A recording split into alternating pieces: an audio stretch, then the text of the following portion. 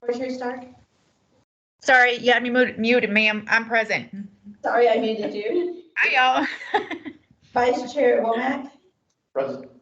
Board Member Conan is absent. Board Member Duhan? Here. Board Member Orgish? Present. Board Member Fishbeck? Present.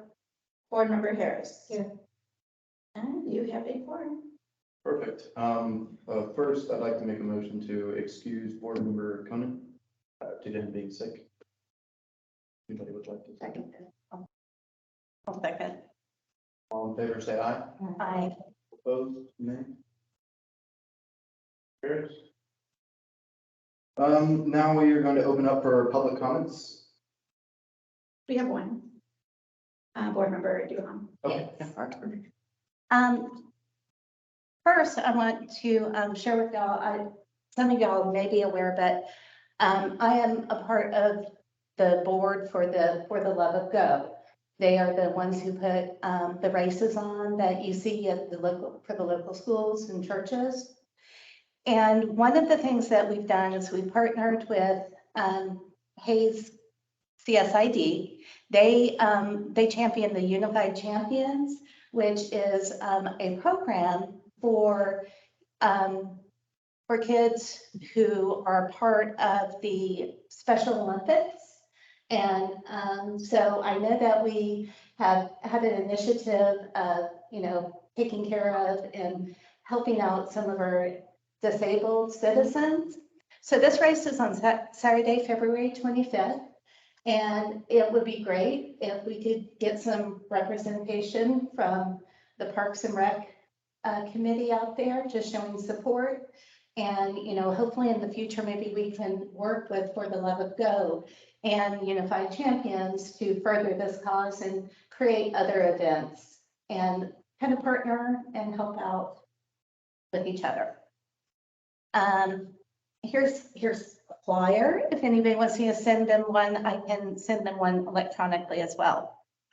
The other item that we would like to discuss is for the resolution run for 2024. We partner with y'all because there's the splash after that. And so we work hard to encourage giving discounts if you sign up for both the race and the Polar Splash. And, we help facilitate because it happens kind of in the same area. So what we would like to see is if we could have her permission to use the Ash Pavilion next year for the resolution run.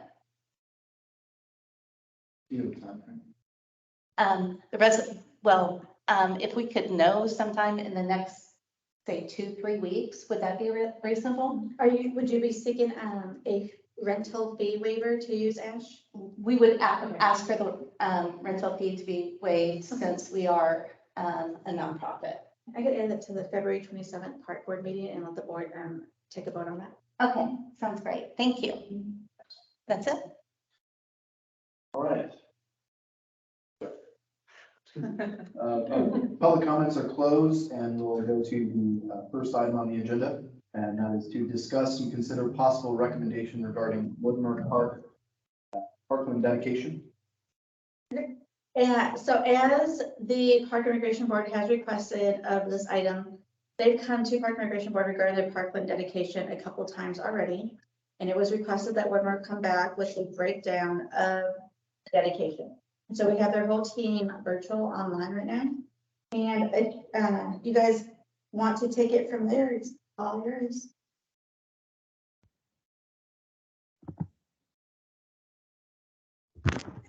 Hi, this is Shivali Desai from Bridge Tower Homes. Can you guys hear me? Yep. Okay, great. So, hey Pam. So we just wanted to, as Mariana mentioned, we had come to Parks Board earlier, and Mariana, do you guys have the presentation, or should I share it here? If you're able to share, that would be great, just because I'm having to record. Okay, I'm just, okay, share. All right.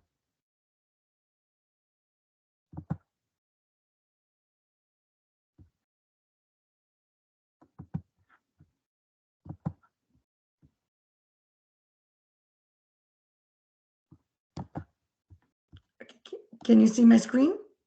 Yes. Okay, so Woodmere Park, this is a development on between FM 150 and CR 158. We are requesting basically it's a PUD rezoning. We are doing a mixed use product here. We have commercial upfront on FM 150, then we have townhome development and then single family homes. And then again, commercial facing CR 158. As part of the PUD, what we are proposing to do is parkland dedication of this pond area. So basically, we are doing the park dedication as well as the park improvement of about 4.84 acres. All these existing ponds will be edited, including the spring-fed ponds. This area will also have connection to the future regional 12-foot wide Vibe Trail.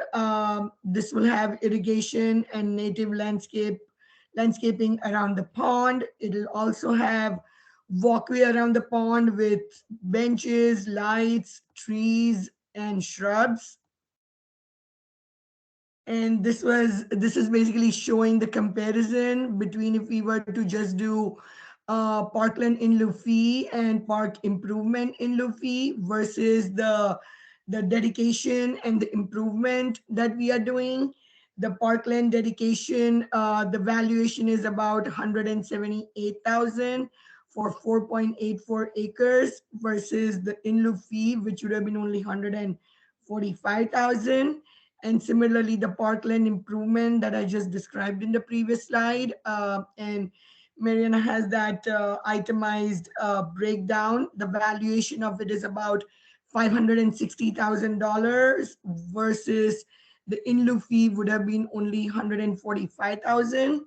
So we are asking for your approval for this parkland dedication and improvement and requesting the maintenance by the city. Are there any questions?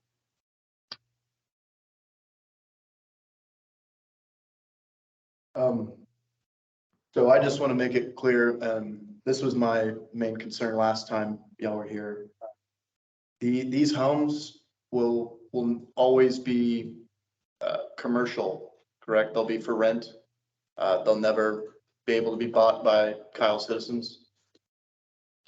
Right now, yes, it is going to be by rent. And we normally hold that long term, but in future,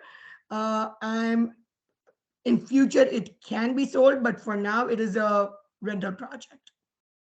Okay, so my main concern with that is that, and y'all expect the parks to completely maintain this park surrounded by rental homes, correct?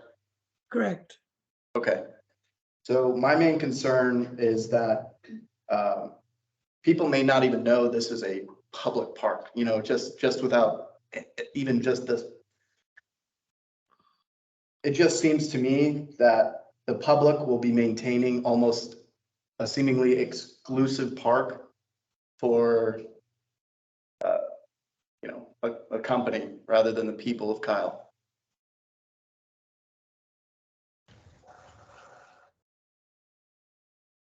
Mariana, it's been a few minutes. I don't remember. You guys have already decided that the upkeep on it is something that staff can handle, correct?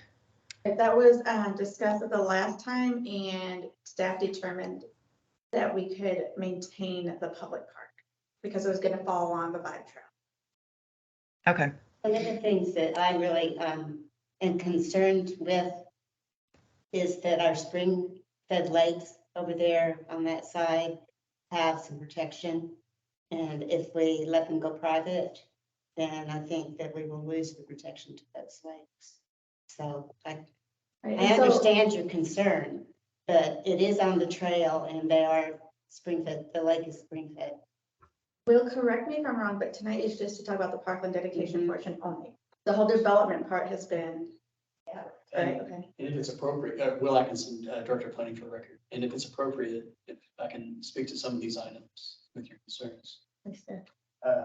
So as Shivali had mentioned, for right now, their short-term and medium-term goals are to keep it at a for-rent product, but in a function of their development plans that they're going to be submitting, they will be subdividing each unit in a fee simple manner, like a normal subdivision, and dedicating, there's gonna be streets that are gonna be public through there.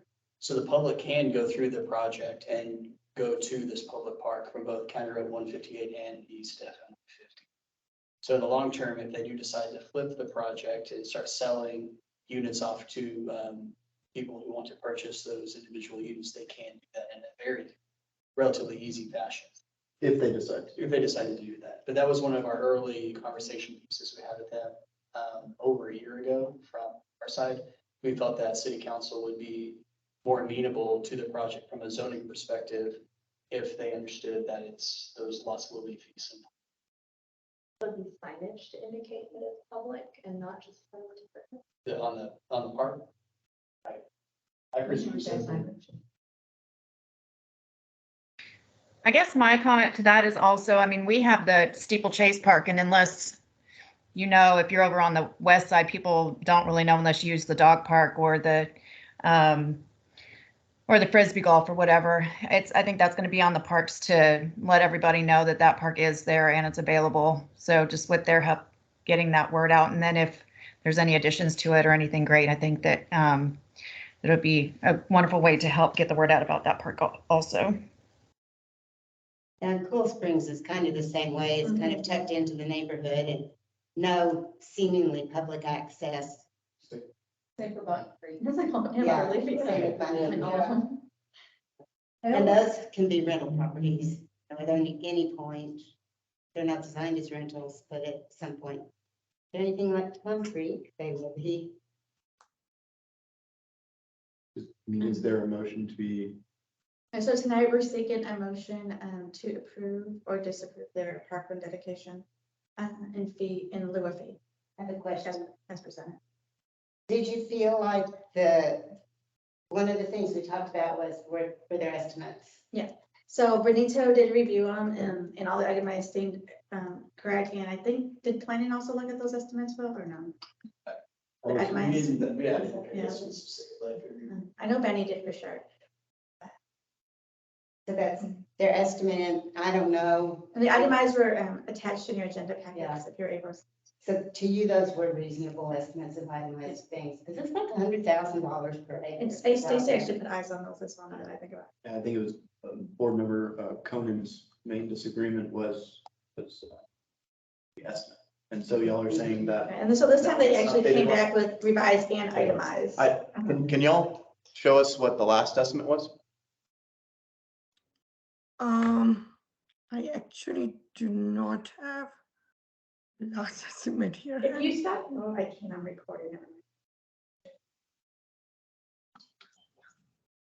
This is Pam. While Shivali's seeing if she has that, I think one note or one comment with respect to letting the public know that this is a public park is why we really work to make sure the vibe connects in 4 different ways through this project is out 158, 150, and to each side, because I think it's really important for this property to set the stage for the future developments on each side of it, that the trail goes through. So to make sure when other developments come in on both the west and the east side of this property, there will already be in place connectivity of the vibe.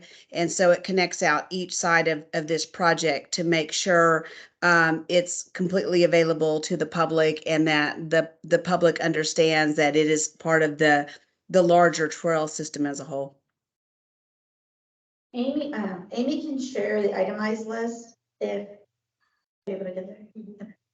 If that helps, that's what you guys are asking for. And The Mariana, itemized you list- said that, sorry, go ahead, Lorley. The itemized list, the grand total is the same as it was when they brought it to us first, right? I don't think they changed how much they were spending. They just itemized it out for us. Shivali, is that Right. correct? Yes, and that's what I was going to say, that last time there was no itemized estimate which was submitted. So this, it was a number, and this, we have provided an itemized estimate for the overall number. And Mariana, you said your staff is okay with these numbers? Our Parks and Trails Maintenance Supervisor did look at the itemized list, as did our Outdoor Nature Specialist, who's our previous trail lead. And they will, we're within the right ballpark. I don't know, Benito, if you want to speak on that, but. Yeah, they're just, we compared it to the native nursery and just did rough numbers on the trees and the landscape they were doing. And it was right on it. Perfect.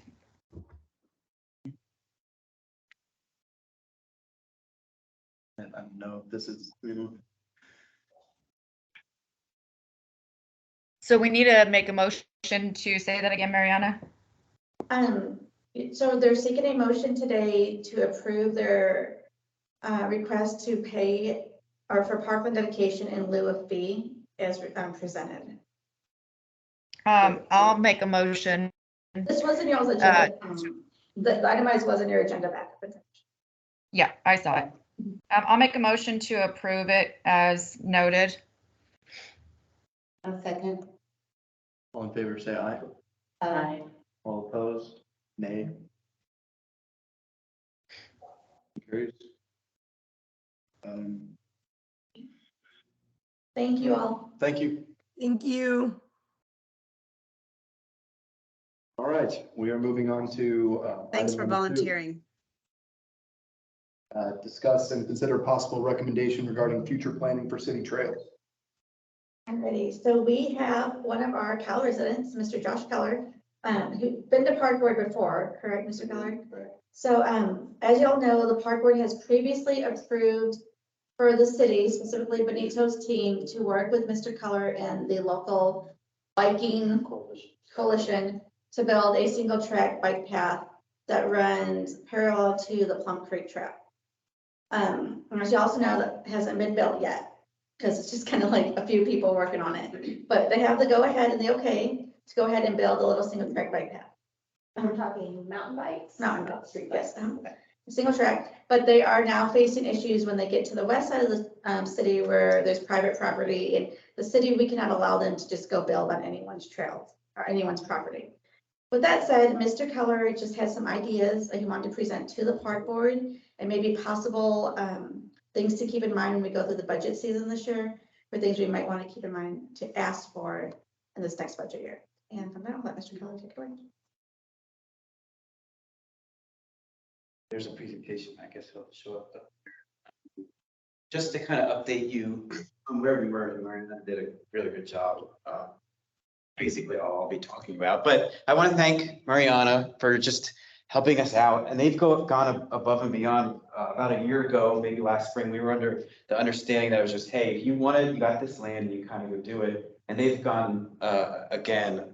They've been so helpful. Benito's out there driving us around, and he said Justin could go out, and we're actually cutting. And I think that was just a really good example of when I was out there with Justin. He was just learning, oh, this is what you want. Now I'm understanding what you need a little bit more. And I was like, yeah, how complicated is this? And usually it's not complicated at all, but just the fact that Justin was out there with a wide mower and we couldn't, he's like, oh, I'll just cut that tree down. I'm like, well, we want you to keep as many trees as you can. In fact, we want as narrow of a trail as possible. So every conversation that I'm having at any step along the way is just this back and forth learning. And that's really what all I'm here is to give you some information, but I'm learning with every conversation I have. So I hope that continues tonight and on the next couple of weeks. And thank you for the permission that we can cut trails on our own. We are making progress. We have residents, some of them are here from Plum Creek. I'm from Plum Creek, Six Creek, Cypress Forest, and Highlands at Gristmill, which is the only one we have out east where we have a specific person kind of talking and dealing with their HOAs. The HOAs, it's been very slow. I met with the Plum Creek HOA in October, and they just told me that they needed to digest, and I haven't heard. Again, meeting with people like you, I'm just like, hey, if it's not too much trouble and you email them, be like, hey, do you remember that guy who visited? They won't remember me. But if you're like, we're kind of, we think he's got some good ideas, maybe take it serious. That's a good step to take. So again, just the relationships with you to make relationships with HOA, and it just keeps going. You can go ahead to the next one, please. I think that's it, right? I just want to say, like, I live in Six Creeks, and the developer and the HOA is working with a company called KOM Trails. And they've already made miles and miles of trails. So it's pretty excellent for us, but we want to expand that. Yeah, there's so much potential. That's everything that we find. Every conversation that I have with someone like Steve is just like, oh, wow, this thing is just has a lot of potential. And I do want to emphasize that it's not just biking. And there's technique, like I brought not these to just show anything specific in there, but we've done research and they give techniques on how to deal with the parks department, how to deal with private landowners. And the fact that it's not just biking, that might be what my interest is, but I'm a trail runner and I'm a hiker and I love these trails for that reason too. And there's certain trails, most trails are supposed to be multi-purpose. We could get into the discussion, why is it worthwhile to have some that are just for biking or just for running or hiking? That's not where we're going tonight, but I just want you to know that it's the best for everybody is really where we want to go with this. We've been focusing on Waterleaf Park. We park our cars there and we just kind of work along Plum Creek. And we're also planning on going from Waterleaf out east to Ulen. And again, Jay and I were just there and we're walking through like, wow, there's so much potential. All we need is just time to get out here and make it work. Go ahead to the next one, please. So the way we talk about it is that our plan from the east is have group trail rides. We've been planning that since the fall, but it seems like every Saturday when we try to do this, it's just wet and we don't want to ride bikes on wet trails. It's not good for the trails.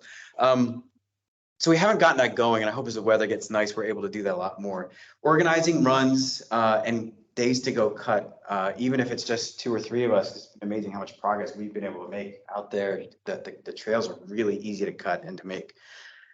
The West is tough, and I'll talk about that in a little bit just because it's all private. And there are techniques to deal with people. If you go to a landowner, if they're not interested in like what's good for the public and the community, it's really, really tough. But if there is an interest, like, oh yeah, we could do something to what's good for the community, you can, there are techniques and there's lots of stories of how people have made that work.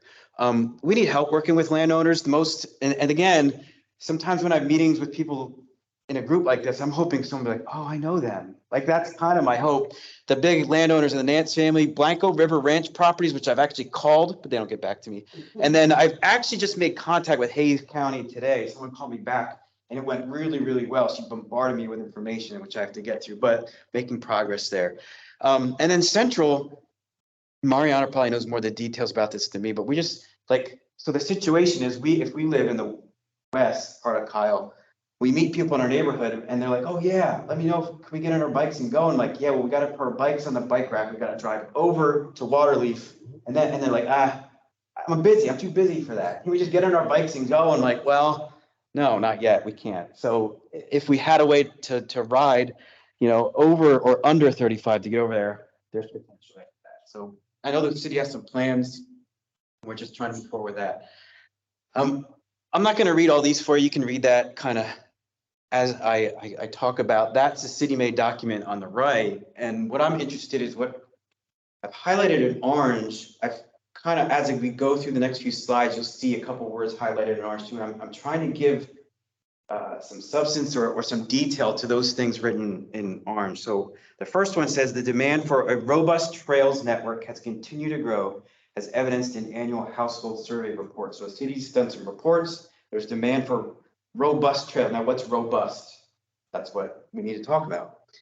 It's imperative that city accelerate the planning and construction of its citywide trail network. That's what we're trying to do. Accelerate is kind of the key word I think we have in mind. We want to get things going. We want to be a part of that. We want to help it get going. We want it to happen as soon as possible. Task force was created to identify best practices that have helped shape this plan as follows. I think the people involved that I've talked to be like, well, what was that task force and what did they come back with? And are those the people that aren't even a part of the planning anymore? And if that's the case, you'll see one of my last slides is just, hey, can we form some kind of call it a committee, but maybe that's a new task force. Maybe that's what's needed. I don't know.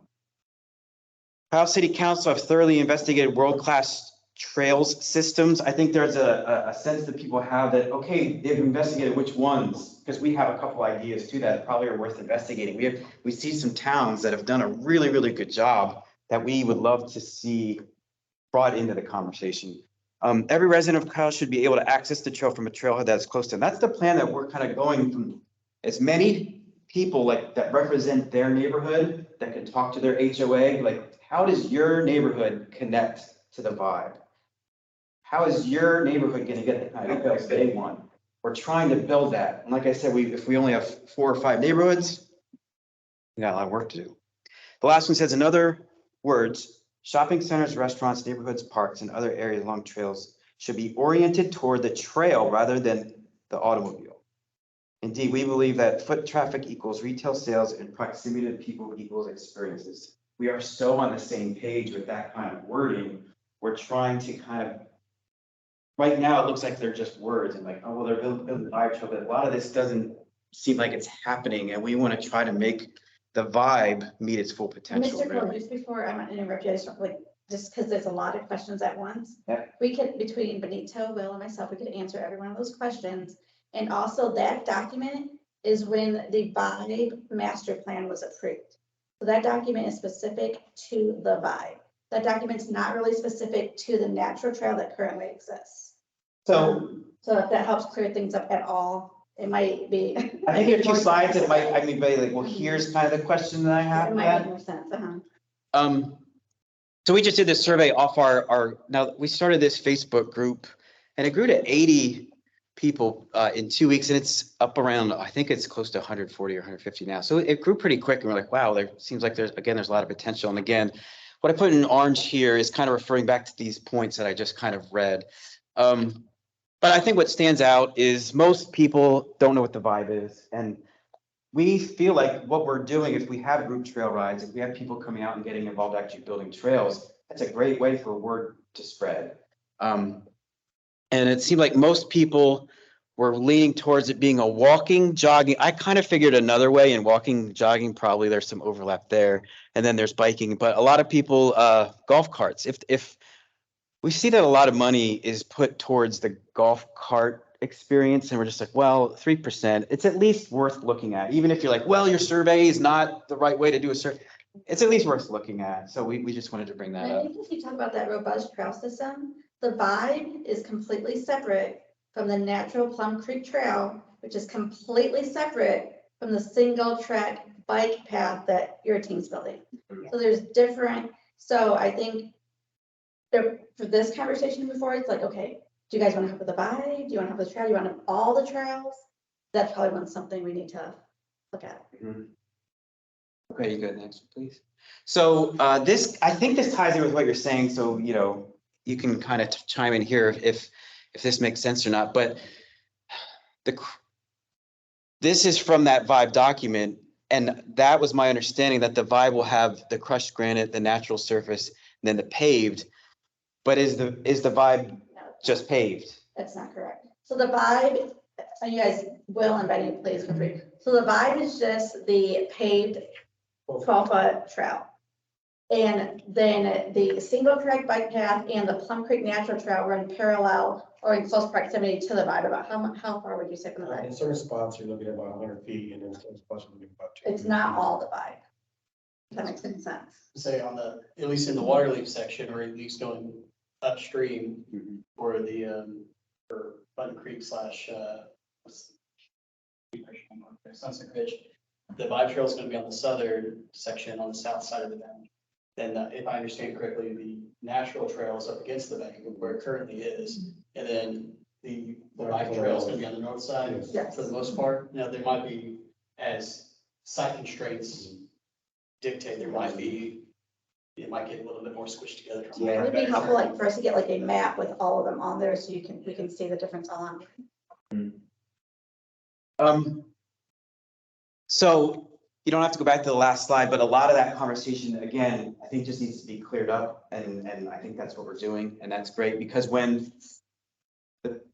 people that I'm talking to who want these natural trails end up talking, and I think most of the people that I was emailing back and forth last year about this, they're not there anymore, but a lot of conversation like, well, where are the natural trails? And the response to me was, well, that's the crushed granite. And then I had to kind of explain, well, I think there's a conversation between a crushed granite trail and what we call single track. So a little bit of a definition of what single track is most people who are out on bikes especially, but then some hikers and bikers would say it's the most fun. I know personally it's the most fun for people who want to get away. They want to get away from their kind of like just suburban neighborhood. And people who ride bikes like it because it's not just a straight shot, it actually winds back and forth. And it's low maintenance, it's safer and improves home value and improves quality of life. You go next slide, please.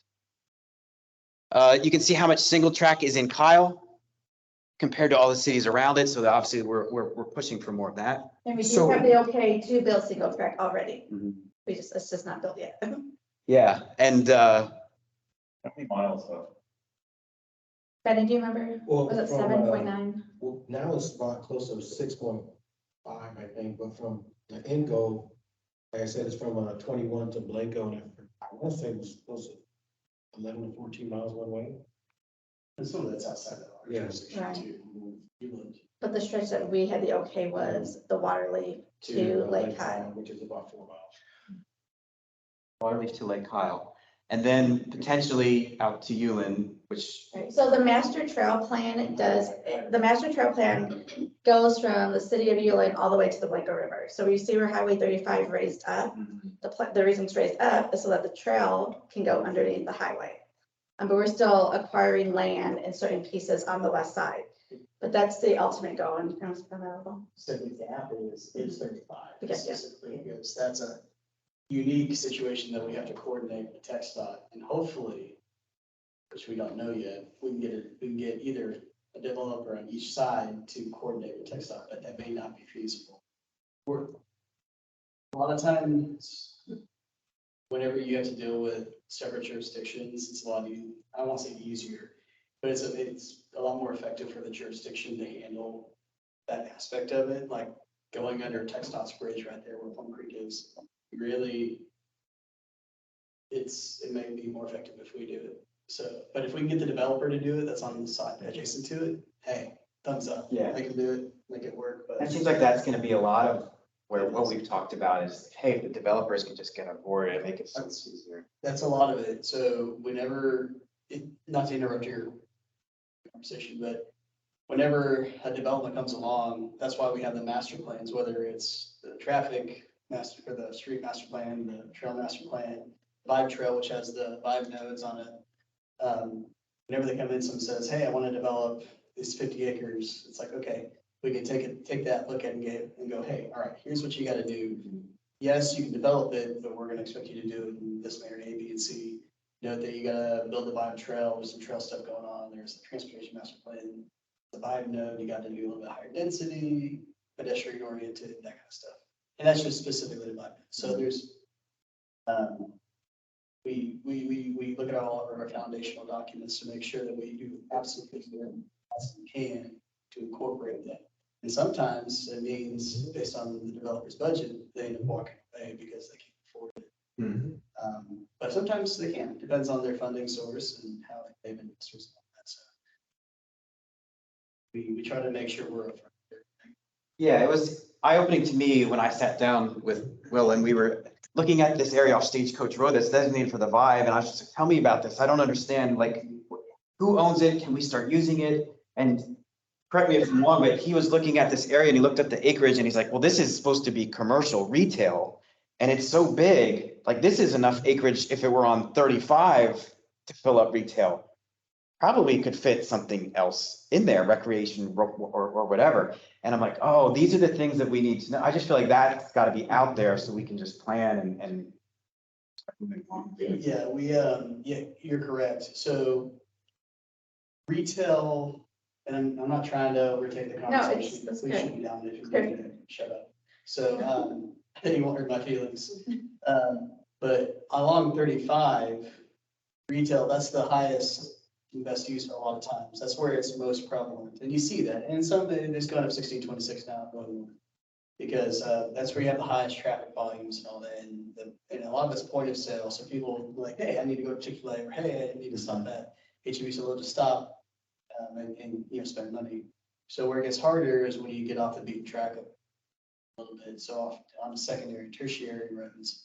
But 150 itself is a secondary highway for a TxDOT, so there's, putting on my developer hat, if I'm gonna develop the site, and maybe there's gonna be some retail right up there against the hard corner at 2770 or Stagecoach Road 150. And then as you go further back, maybe it's a little bit less intense from a retail perspective. Maybe there's some other uses that might be more appropriate. Maybe it's some sort of residential, maybe some office. It just kind of depends. But when we start having those conversations with the developer, we're gonna make sure that they understand that it's oriented, because it's a vibe node specifically. They're gonna have to do a lot of different changes to how they orient the site, and they start laying out buildings and improvements to, that's different than the normal suburban style, which is not what the vibe is about specifically. Yeah. Now, and so maybe there's some opportunities to add some other unimproved tracks. I don't know yet. Yeah, right. But we can have a conversation. And that's just that site specific. Each site's unique, so. Yeah, and that's what's exciting, and that's what I'm hoping we can have the residents be involved somehow. I don't know the best efficient way to do that, but that's what we're asking for. Real quick, just advantages, low cost. We're out there the other day. We're like, look how quick we just did this. So simple, so easy. It's cost nothing. It's safer. It's actually safer. I know there's a lot of concern about bikes on the Vibe, like the concrete, because they'll just go fast and it's dangerous. And the single track winds and it's off the Vibe. Significant economic benefits. That's what we were just talking about, how the trails can complement the retail and then improve quality of life. There's a lot of stats that Jay gave me that about the mental health and the physical health, and then obviously the economic impact too. Go to the next slide, please. I'll go real quick, but flow trails are a little fancier single track. And the reason I think at least bringing up flow trails is because there's a lot of potential for to start from where we are in Kyle. It's so much potential because there's a group that all of the guys here that are kind of coming from where I'm coming from. It's a group of over 11,000 people in the Austin area. And I'd say I see a post like this about once a week where someone's coming into Austin and they're like, hey, where are the flow trails? And it's like, there aren't any. You have to go all the way up to Burnett to get anything that's kind of flowy. And if we're starting from scratch, there's a lot of potential. And if you go to the next slide, now these are like more professionally built, so it's more of an investment. And that's not what we're doing. We're doing flat single track, but we kind of think there's so much room for flow trails. And I'll come back to flow trails here in a second. This is our current plan. I've kind of broken our plan into little segments. This is like, oh, here we are. This is what we asked for last year, and we're so happy to have this. We're going to continue working with the parks on single track in East Kyle. We're going to build community through trail rides. I've talked about that already. Encourage city to connect east and west, which we just talked about. Reach out to the Emerald Crowd Trail, Great Springs, for support. I've reached out. I haven't heard anything back, but I know that some people might have connections that might help us with that. And then ask the city for help while reaching out to HOA. So again, if there's anyone here who can help us and just kind of give us some credibility with HOAs, I think that would be great. And these are the biggest landowners I found out west. And like I said, I talked to the county, and it was awesome because I was like, well, what about like protected land? And then there's about somewhere between 200 and 400 acres of protected land right behind Hayes High School, which I found this out hours ago. So I don't know any detail about it, but I'm like, oh, I thought that was gonna take years to at least set up something like protected land. Now we have to see if it's actually something we can use or not. I have no idea, but just we're finding out more information every day. Next one, please.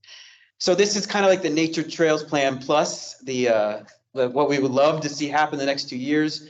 All the points from the current Trails Plan, like I just covered, continue Vibe Plan and add that well-planned single track. So not just cutting, like actually kind of plan it out with these Vibe spots so it makes sense. Looking to incorporating 1 or 2 bike parks and some flow trail along with single track. So I've talked to Mariana about parks, and with bikes, it's not just a park that's here. Think of it instead of like more of a circle, like more of a stretched out situation. Maybe, I don't know. But there's a group called IMBA, an International Mountain Bike Association, who's very supportive of what we're doing. They're the ones who wrote those books right there. And they suggest that the best thing to do is, and I was talking to Mariana and Will about this, you've got the trails plan, which was, I think, 2016 or sometime around there, and then the vibe plan, and here I am, I'm like, I think we need another plan, like on top of that, the nature plan, the more nature trails, and here we have 3 trails kind of sitting on each other. I'm saying I think that is the best way to go. Gather info on professionally built flow trails. So again, not investing, I'm just saying, I think it's worth gathering some info on that, see how much it might cost. And then I do think a step that should come soon is investing in IMBA Trail Solutions plan to incorporate natural trail into the current plans. Instead of just building a bike park wherever we kind of think it might work, they actually look at demographics and where people live. And they've done this so many times. They think the best way to do this, to make these bike parks the most successful way to do it, is to actually do some research. So I would love to have conversations about that too. The last point in that last slide was to redistribute some of this Vibe Trail money. There's so much money, $2 million I heard, going into the Vibe. And again, if we go back to that point of how much money is going into golf carts, and 3% of people are planning on using golf carts, we're like, we have a little bit of that money to redistribute, kind of like in the way I was just describing. So we would love to have that I conversation. think one thing that I want to add on is Sir, like, I own a golf We cart. have to have just Parks Board and city staff. Okay, that's fine. But, I just want to say golf carts are expensive. People that came to participate can't well, speak. that's what citizen comments are for, Okay, when does that happen? I just don't at the know. I'm sorry. beginning of the meeting. Great. So Presentation, I mean, if you want to ask questions, and if we have questions, if anyone at the table, even the public has questions, we can ask them. We just have to let him get through his presentation. thanks. This is the dream package. This is what we have, this really big lofty goals. For the next 2 to 10 years, hiking, biking, connecting nature becomes part of Kyle's identity. Multiple strategically placed bike parks. So we picture this one thing over on the east side and this other thing over on the west side. Obviously, this is some pretty lofty goals. Professionally built flow trails where people actually come from all around Central Texas to use something that is not in Austin. It's not in Seguin. They have a bike park, but they don't have flow trails. And people are looking for these kind of things. So we get excited when we think about that. Funding for bike festivals and other community trails, create a culture of hiking, biking, and trail use within Kyle, and then appropriate planning to incorporate more public land in West Kyle. That's the big one right there. So next slide. Trail users become involved in vibe spot development. And this just gets me really excited if we can actually have community members saying, hey, this vibe spot should have this kind of restaurant or this kind of coffee shop or something like that. And I think when you talk to people like, yeah, that would be great. I know that might make things complicated, but I think it would be worthwhile. Community expresses and actively involved in creating their own community, retail based with non-retail, like we were just talking about, like a section that has some kind of restaurant, but has some kind of recreation, some kind of park right there within that vibe spot. So there I put Will's name because I didn't know you'd be here, Will. Hikers, bikers, runners, skaters, stroller pushers, golf carts. So we picture all these different people, again, going back to those points that was in the vibe plan, just non-car really is what we want to stress. Ice cream parlors, bike parks, skate parks. A mix of recreation and commerce is kind of what we see. People use the vibe as part of their daily life. The biggest example you can think of, like a different kind of Kyle, is where people actually use the vibe and use non-automobiles to go to HEB. This exists. So these are just some towns that have something like this. So people are like, oh, people will never do that. It does exist out there. Next slide, please. This is what I was talking about, how South Austin has this group that they meet every Tuesday night. And they have between 30, I've heard that it goes up to 80 riders. They ride for 2 or 3 hours and then they get out their grills and coolers and they hang out in the parking lot behind this bike shop. And when we talk to people in this community, like, and we're building these trails where we potentially, they don't have to sit and tailgate. There might be like a restaurant there where they can go ride their bike or their hike or have their trail run. Then they get out and there's this place to have community and actually spend money on businesses in Kyle. So there's so much potential, and that's in Austin. And the fact that we're kind of starting from scratch with this, I just feel like there's a lot of good ideas that we could work together with. And then Austin Ridge Riders just had this Thanksgiving event where they have to go all the way out to, again, Burnet, Texas, and they have all these riders, they have all these volunteers. It's a very big event. And again, if we kind of plan right, I feel like this stuff could easily come down here. It's an opportunity to be unique with system of businesses, trails, and parks. The city could easily be a destination. I think there might be one more. Is that it? We have potential. I don't have to keep harping on that. We have endless positive impact on physical, mental health and economy. So the two big things, if I could sum it up, here's what I'm actually asking for. Discussion about one of these trail solution plans. So a plan to complement the concrete trail with nature trail and what we might be able to invest or at least look at in that. And then creating a way for residents to regularly meet with city to shape have some kind of committee. So this is the chance where we can come in and say, hey, this spot's getting developed. Can the residents have some kind of say what's going on there? So I think, do you mind if I? No, never mind. I think we're already there because, you mentioned the $2 million. The $2 million is not for the bond. In 2020, the park bond that was passed, approved $2 million for the East Side Plum Creek Trail improvements. And then later in 2022, the city entered into an interlocal agreement with Hays County to match the funds. So there's actually $4 million for trail improvements to the Plum Creek Nature Trail that currently exists between Waterley Park and Lake Kyle. So that's where that $2 million, which is now $4 million, it has nothing to, that part has nothing to do with the body. So if that helps, that might be. It does. And then separately, the next item that is coming up next, but also in the next council, maybe not the 21st, but the one after that, is so now we're to the point where like, okay, we're ready to use that $4 million on the East Side Plum Creek Trail. And so after this agenda item's over, the park board will recommend other items things that they want to see improved on the Plum Creek Trail. Again, nothing to do with the vibe. So we're talking signage, kiosks, emergency call boxes, benches, bridges. The list goes on, but in the interlocal agreement that the Hays County entered in with the city, they identified all these different items.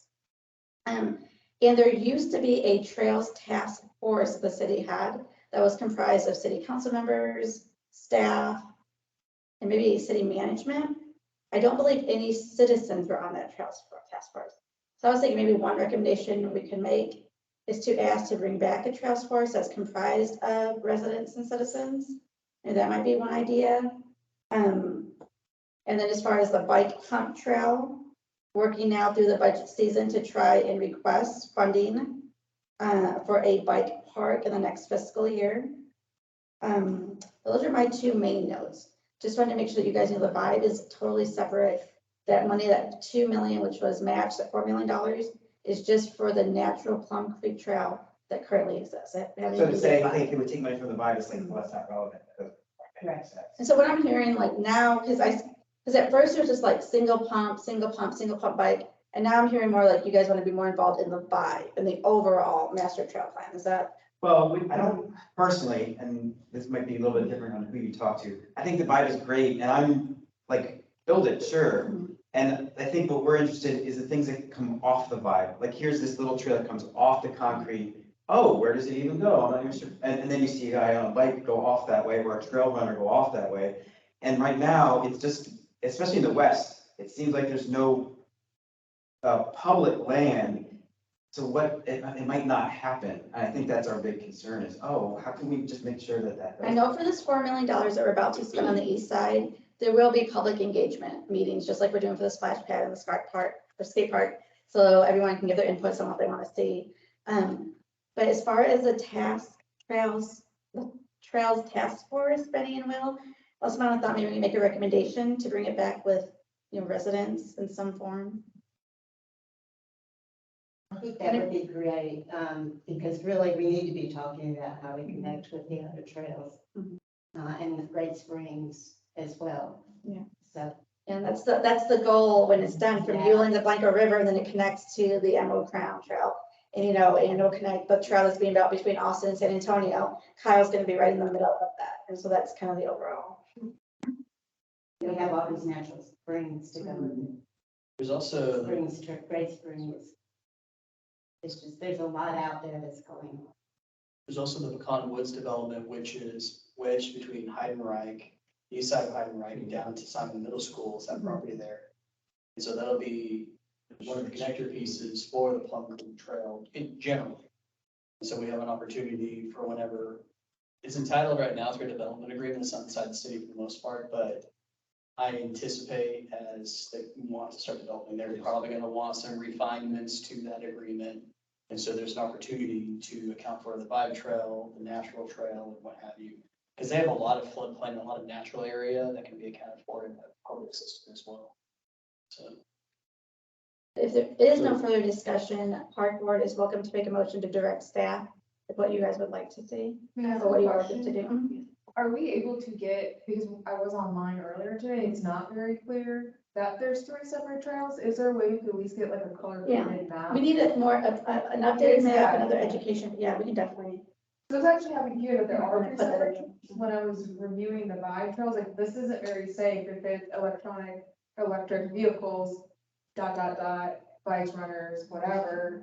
And especially if they're going 20 miles an hour, that's not safe to actually So be on necessarily.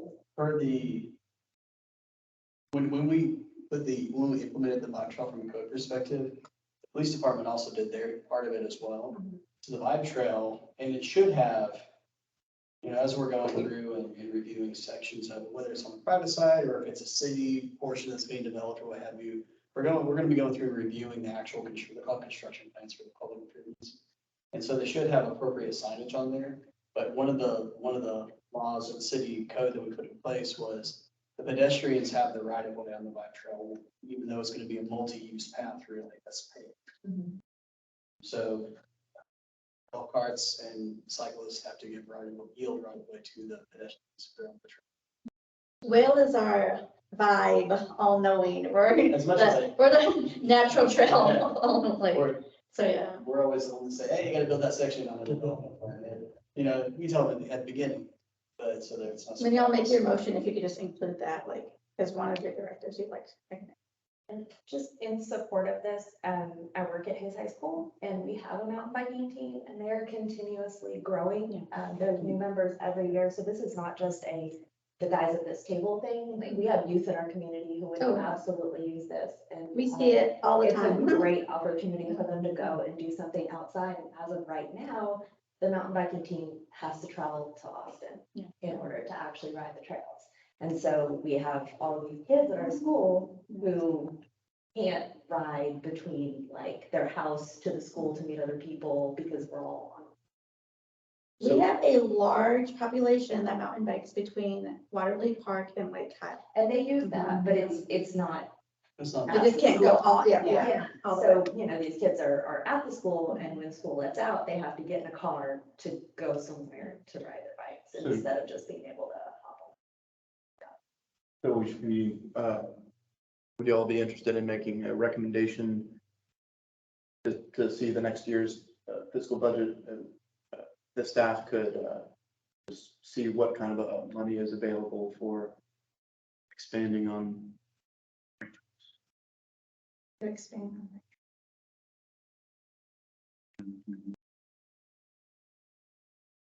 I'd like to make a motion, but a little more complex than that, maybe. Like to make a motion to request that the staff work with the biking group to develop a side-by-side overlay to see where bike trails might be best.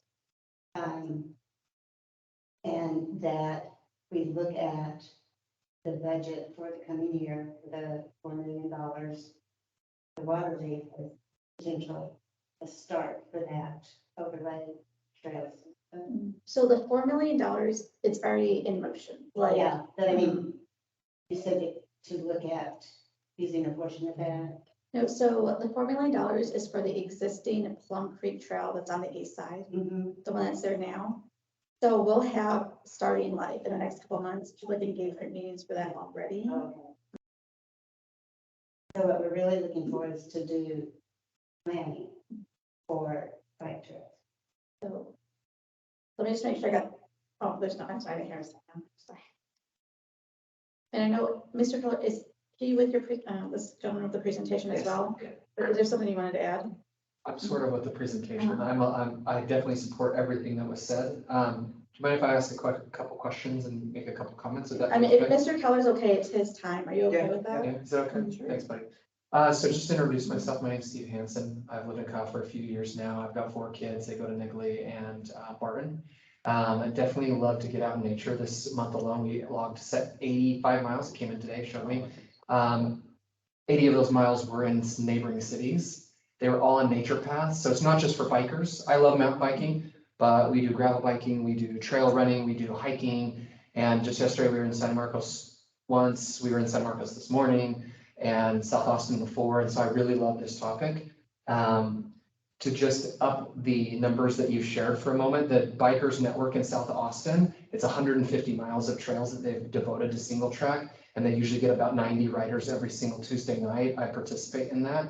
It's great. A couple questions that I might have is the spring trail that goes from San Antonio to Austin, and then the Emerald Trail. It says on the map proposed. Is that proposed or is it planned? Like, So is the it- Great yeah. Springs Project is a Yeah. group that's overseeing that task of building a trail system between the cities of San Antonio and Austin. Yeah. And the city of Kyle is the Kyle Loop of the Emerald Crown Trail. What Okay. they're building is the Emerald Crown Trail, and they have an overall master plan to get that completed. That's completely separate from the city of Kyle. Okay, so, and that's the one that runs sort of along the Blanco River that I saw on the map. Okay. Yeah. I have a clarifying question, because I don't know the answer. Is the Great Springs project, are they like solely gonna be the people who build those sections? Or if we have the opportunity for development to come along, can we ask them? Like, I know we can. So that's exactly what Great Springs Project is doing, is they are working with entities and developments and cities along the entire way to make that possible. So I want to support that, we can. So I guess my last question, then I'll just make one more comment, then I'll be quiet, but I love Kyle. The vibe, while I don't think a number of the people that I go out into nature trails will use it very frequently, the one question I have, is it asphalt or is it concrete? So right now, yeah, it is concrete, but right now we kind of just gotta stick to the presentation. But those additional questions, I'd be more than happy to answer at any time. Okay, But it that's is great. concrete. Mhm. Then my only additional comment is, while I've demonstrated hopefully a little bit of like what my family uses it for, we have honestly probably a dozen or so plus or minus across the west side communities that we get together with individuals and we go out to these trails, but we're always traveling to other cities. And so it would be great to round out this element of Kyle. And would love to, I love that we're doing a lot on the east side. It'd be great to see what we could do with the west side, whatever's behind the Hayes High School, et cetera, because there's a lot more topography and natural, elevation gains and things like that, which make it very interesting and satisfying for individuals that are trying to, break away. So thanks so much for your work. I know the Parks and Rec team does so much. And just thanks for letting me say a couple of things. I don't know a lot about government, so I'm probably breaking all the rules. I'm so sorry. I'm like, yeah, we appreciate that, but the overall master trail plan, and we're moving, and Will's team is doing a great job securing these different areas to where it is gonna connect on the west side, so they're working and we're almost there, but, what was I gonna say at the end? Council, back in a year ago or 2 years ago, they wanted to make sure that the natural path was still there, even though we were building the vibe, because they heard the citizens, they saw the community survey, the citizens spoke out, and still having a natural trail is extremely important to the citizens. And so council and staff are committed to make sure that happens. So just because we're getting the vibe does not mean that our natural trails are going away. It's kind of just the opposite. They're all kind of integrated now. So Great. we appreciate it. Yeah, no, thank you. And the only thing that might be useful, I don't know if it is, I know we have one local bike shop, James Stansfield owns. And a while back, I think he got over 500 signatures of people that were very interested. It sounds like we're already there. But he also had the South Austin Trail Network, which is a group of like volunteer professional trail builders that said that they would come out and help us to look at the topography and how to do it. And they were willing to volunteer. They actually, I think, got some of those names of the west side that were willing to open up some of their private land. I'm not sure. I think a lot of that had to do with when the board made their initial vote to go ahead and do the single pump was because of all that effort. Like we saw that community involvement, and then that's when the board voted, yeah, let them do it. And so, yeah. That's when Jimmy was on board. Jimmy used, Mr. Miller used to be on the board, and they brought all that support out. Mr. Stanfield came out. So definitely. Okay. Alrighty. Well, So unless you guys have any other discussion, someone please repeat the motion. I did not get a second. Oh, I think I got the motion, but I didn't hear a second. Was there a second? I'll second. Okay. All in favor, say aye. Aye. All against? Motion carries. All right, thank y'all so much. Mr. Keller, Mr. Hanson. Thank you. Thank y'all so much. It was nice to meet you. Nice to meet you as well. All right, we're going to be moving on to item number 5. Okay, guys, we gotta keep it down please, so we can continue to move on if you guys don't mind stepping outside. We're going to jump to item number 5. We'll circle back. Discuss and consider possible action regarding park restrooms. All right. Benito Ferreira, we completed the RFQ process for the park restrooms. We did receive 3 bids. Staff recommends proceeding with Restroom Facilities LTD. And Benito is here to tell us why. And then also to get park board's input on the restroom style. Right now we have options to go with all women's restrooms, all men's restrooms, unisex restrooms. And see if you guys have any feedback, any opinions on either way. But and just so if you want to take it from there. Yeah, so we chose the Culver's LTD. I don't know if y'all seen that. Did y'all see the 3 options that we had? Wasn't able to look at them. They don't have the. We could not attach them because they were too large. That's why you brought them with you. You have them? But it's okay. We don't have the pictures. So. All right. So we went with them, first of all, because they are pretty flexible with our design issues. And like she said, it could be all women's, it could be unisex, it could be men or women. And that's something direction that we would like for y'all to, give us. Also, they're definitely in our budget. So we're at $1 million for 4 locations, or actually 5, I believe. One at City Square Park, and then all the existing parks, Lake Kyle, Waterleaf, Steeplechase, and Greg Clark. But I guess my main question, doesn't matter to me what they're labeled. What kind of, I guess automatic toilets? I mean, is it gonna be hand dispensers, all automatic? And these are the ones that whenever we decide to pick, if we do pick this company, they'll be able to work with us and give us ideas and give us examples and whatever we want to add to it. We can do all that at the same time. Okay, because me, that's huge. Like, Yes. I mean, that's the whole reason that these things get. We're just upgrading. The main thing is upgrading from the existing restrooms we have now. Right. Also, I wanted to ask, what is the cleaning schedule? What is what does that look like? It would be daily, every morning, first thing in the morning, and then before they leave. Okay. It'll be locked at night, I assume. I don't know yet.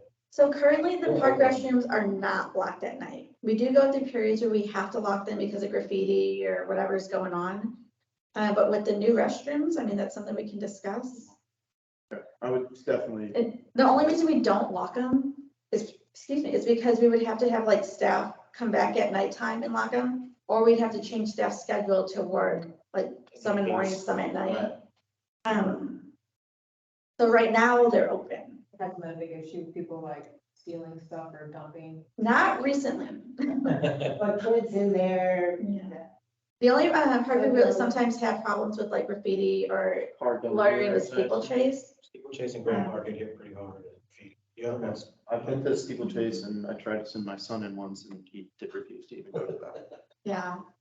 So Mariana, we don't lock the bathrooms even at Steeplechase during the winter time. I think they used to. We winterize them, and when the water's turned off, if we have to winterize for like a freeze or just for the season, we will lock them then. Yes, you're right. Gotcha. Okay. Thanks.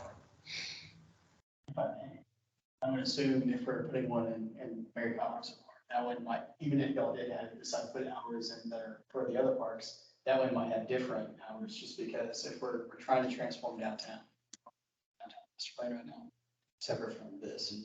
And so I would assume if it's going to be later, we have more businesses around the square, there's an opportunity there for that to stay open.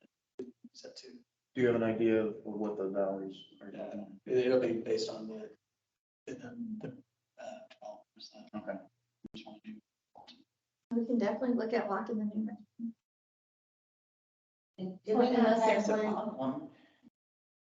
People like to ruin stuff or Yeah. something, or like dump stuff, or just be generally And they disrespectful. might even have automatic locks, they can do it time. Oh, I used to see the horror show of somebody getting locked down. But Yeah. you could probably give yourself out and just. Yeah, right. Yeah. City Hall's on that block, so you can leave. Yeah. If you're inside. That might be something to look into.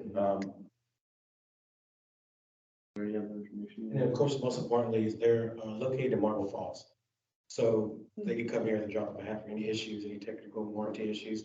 The other two are out of state, and I just didn't see that connection really. Okay. What is the company? Coldworth? Coldworth? So we don't have a restroom facility at. Restroom Facilities Ltd. We don't have restrooms at Heroes Park. Right? No, we do not. So that was one of gonna be our budget requests for October, was for restrooms. We have it on the list for our budget request. I'm a runner, so when I do like trail running and have to stop and use the bathroom, there's for the unisex route. So personally, I feel like unisex might be most convenient. I know from when I was playing kickball, when we would get off the field, you would have women lined up, I mean, 4D, and waiting to use the restroom, and the men's was just in and out, in and out. That was that was kind of like the main feedback we wanted to get, because we had that option and we reviewed it with my supervisor. That was one thing, like, you know, As you a- kind of get boards, feedback and It's one thoughts on stall, that. right? You go in there, Yeah, they're in one stalls each, there's two. but you're not going in and then there's two stalls. Oh, no, man. Okay, Yeah, then it doesn't matter. yeah. So, do you want to make a, I'll make a motion that we recommend that we mark them as unisex. I'll second that. All in favor, say aye. All opposed? Motion carries. Is there any other motion we want to make on this item? Did Park Board want to recommend restroom facilities as the vendor based off what Benito has discussed? I don't have enough, I mean. I You would, feel like unless we you have- want to see the other bids, did I- you go over them or? No. No. Okay, then you don't, I mean, just, I'd like a little more. Okay. Was there anything else? on Are you that? gonna use like paper towel, like, possible, or more like a cloth one where it's Oh, no, it'll be possible, yeah.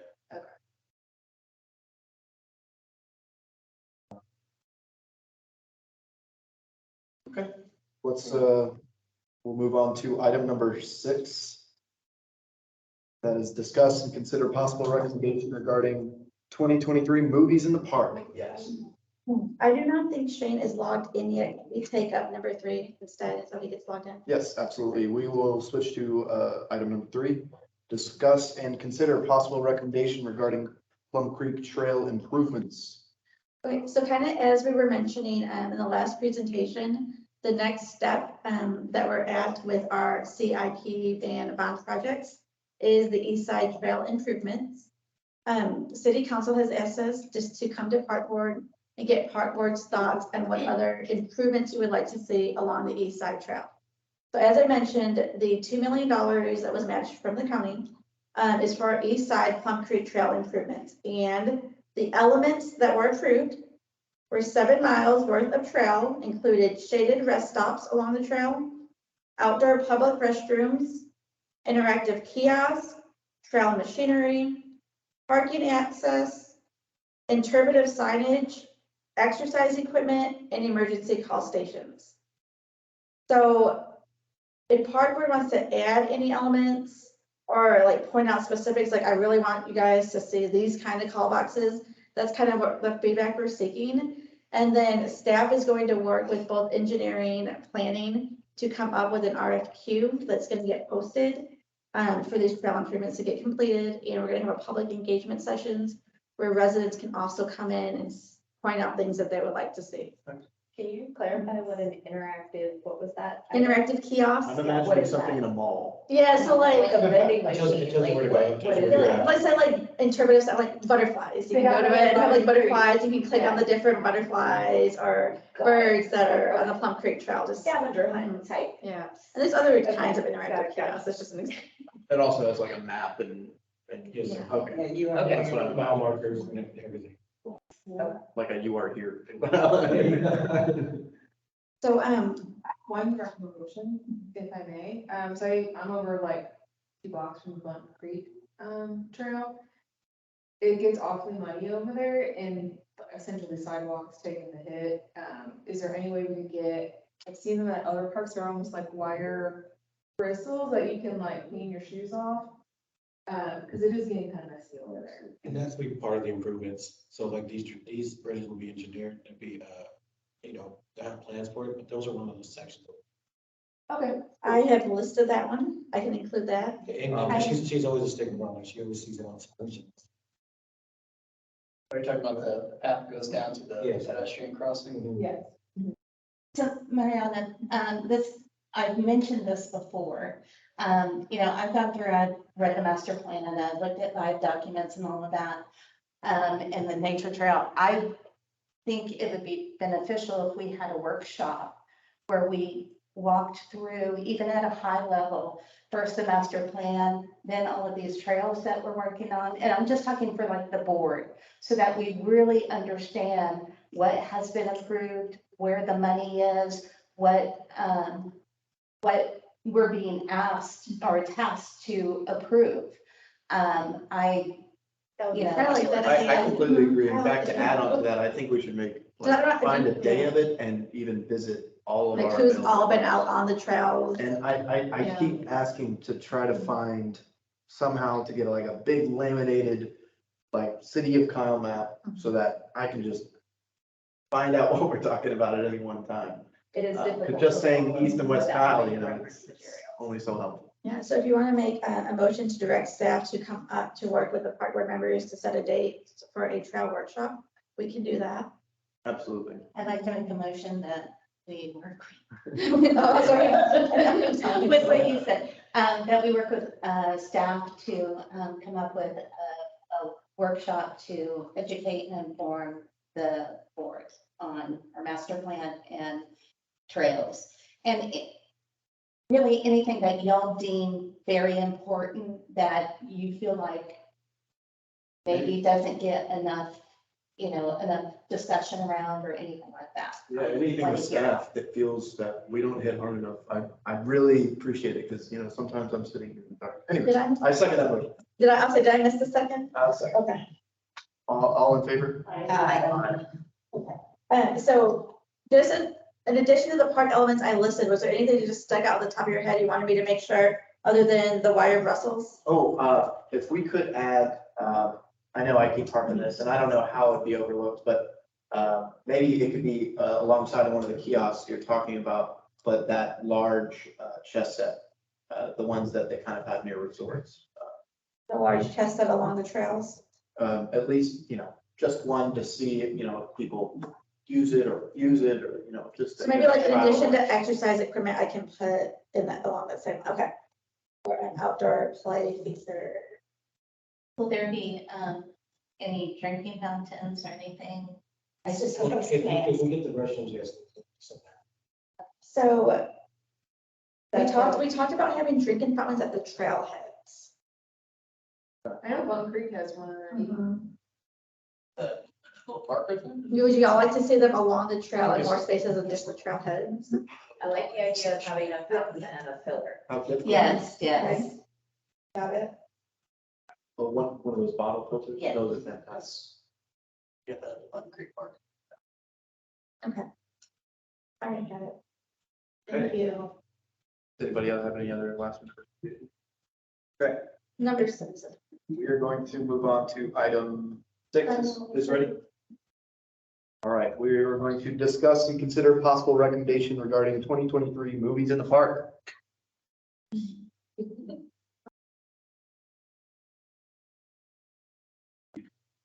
Movie judge. Good evening, everybody. Can y'all hear me okay? yes. Good. All right. Who's speaking? Sorry. Is All this Mr. Boyer? Yes, so my name is Shane Boyer. I am a recreation programmer for the city of Kyle. For those of you who don't know me or haven't met me just yet. Let's see here. All right, so we're gonna go ahead and get started with my presentation. I'll go quickly for everybody. I know y'all had a long night so far. So like I said earlier, we are going to be discussing the movies in the park for the 2023 season. For today's agenda, we'll be discussing a recap of 2022, the map of the location 2023 outlook, dates of movies, movie options, our new feature that we are presenting for 2023, movie selections, and then I'll be able to answer any questions you'll have at the end of the presentation. Okay. So just an overview of 2022. We did have our movies in the park, and registration was not required to the public. It was free and open to the public. All movies that we had selected and scheduled did go and were shown to the public. We didn't have to do any cancellations like we did in 2021 because of weather. Our attendance on average was about 60 to 100 participants for each movie. And then with our current blow up screen that you can see in that picture right there, we are still having our location at Greg Clark Park, the basketball court. And then you'll be able to see that right here on this.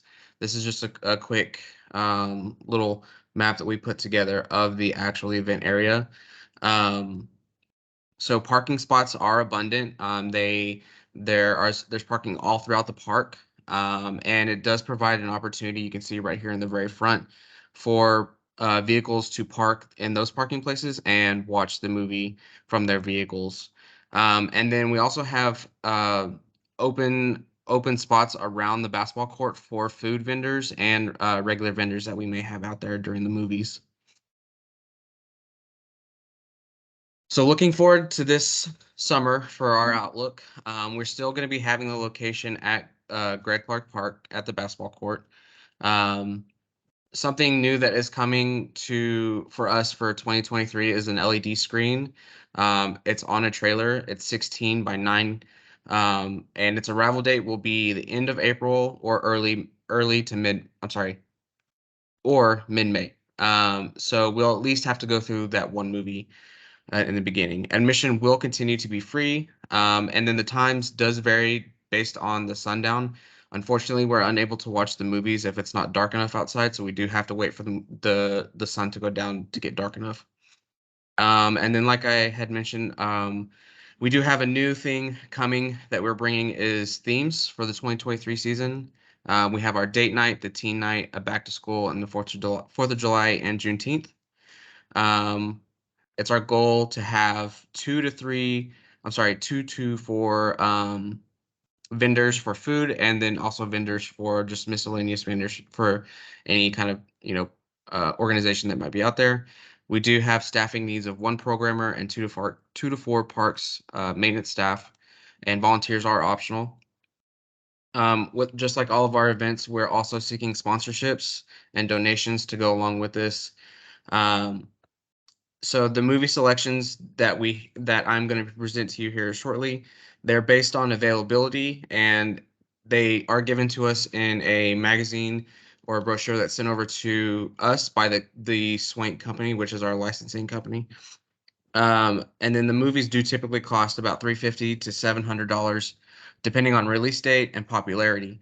Also note that some movies are not available due to other releases and other factors depending on licensing. So at the end of this, I will be requesting the Parks Board recommendation for 4 out of the 10 movies that I will show you guys. Okay. So you can see the dates that we have listed here. So we have May through August, like I had mentioned. Next, we're going to be reviewing the movie options. The movie options we are trying to appeal to all ages. Can we go back one more second to the movie dates one more time? Yeah, of course. Sorry. So May 26th, June 28th, July 8th, and August 11th.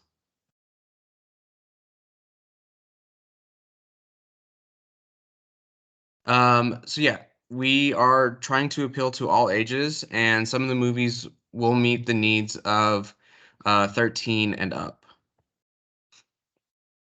So our first movie, you can see we have Minions: Rise of Gru, which was released in 2022. Next, we have The Bad Guys, released in 2022. Venom: Let There Be Carnage in 2021. Top Gun: Maverick, released in 2022. Beauty and the Beast, 2017. Black Panther: Wakanda Forever, released in 2022. Jurassic World Dominion, released in 2022. The DC League of Super Pets, released in 2022. Encanto, released in 2021. And finally, we also have Rumble, which was released in 2021. So like I had mentioned earlier, we do have specific themed nights that we're going to be doing. We have a teen night, a back to school, Juneteenth, 4th of July, and a date night. This is just an example.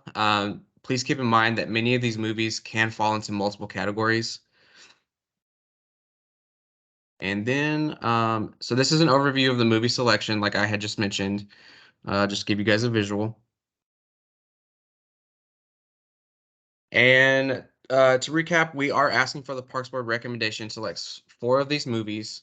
We have the option to take votes tonight, or if it's preferred, each member can email me in their 4 selections. And you can see my email there. It's the sboyer@cityofkyle.com. Again, thank you guys for listening and watching my presentation. If you have any questions at this time, I'd be happy to answer them. Shane, I do have a couple questions. Okay. Just curious, the turnout at the park versus at the lake, which did we have better turnout? Do we know? Have you guys done a comparison on those? We have not directly done a comparison, but I do know that the turnout was significantly more at the park, at Greg Clark Park, just solely based on weather. Because in 2021, we did have to cancel quite a few movies because the wind was way too much for the screen and it would have ripped the screen. So we had to relocate to Greg Clark Park. Right. So that's my second question. So with this new screen, if it gets moved back to the park, would those winds, I mean, like, what's the max wind? What's the difference between what we have now and then what we're getting? So for the LED screen, Amy might be able to answer those questions a little bit better than I can. She might have the specifics. Yes, so for the current inflatable, it says 20 miles per hour, which is not true. It's more closer to the 15 or less. The screen starts to go out. For this one, it gets up to at least 30 miles per hour. Just to answer Member Stark's question, I would say Greg Clark Park probably sees more individuals because they are also able to watch from their vehicle. They don't have to get out. So if it's a little bit humid or anything like that, we're able to accommodate those people, as well as the basketball court. Say it rained earlier that day, we don't have to cancel due to the saturation in the ground because they're able to sit on the basketball court. So I would say it's a higher participation rate at Greg Clark Park. And we have Bugs are higher by the lake, I would assume, attracting by the. Yeah, the wind keeps them away. It's very Okay. windy at the lake, which is, it gets darker at the lake quicker. But I feel it's more safe and we don't have to rent the light towers at Lake Kyle. I'm sorry, Greg Clark Park like we would at Lake Kyle because it gets so dark. We don't have any extra lighting out there. Where at Greg Clark Park, we have the lighting already there down the driveway as well from the park maintenance shop as well. Would y'all like to pick our movies now or even? I'd like to discuss a little bit. I would really like to see us do something like Red Tails, which it's kind of old-ish. It's 2012, that really shows something either for Juneteenth or July the 4th, but it shows the heroism that's about the Tuskegee Airmen. It's about the Tuskegee Airmen. Okay. I would prefer something like that to Top Gun or Jurassic World or Wakanda. I would not bring my children to think about that, given that the Tuskegee. Well, this is the Tuskegee Airmen that saved my father's life during World War II. And they're so inspired. But yes, the Tuskegee experiments are so totally different. Unfortunately, they were nasty.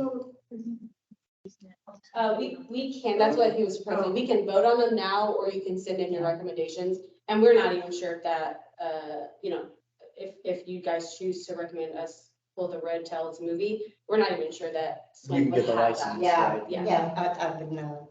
So I didn't know that you were using an actual list. So Yeah. but, I will make a motion for us to send Shane our recommendations via email.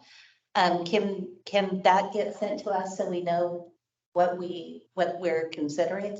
It was a part of the agenda. It's in the agenda, okay. I'll second that motion. All in favor?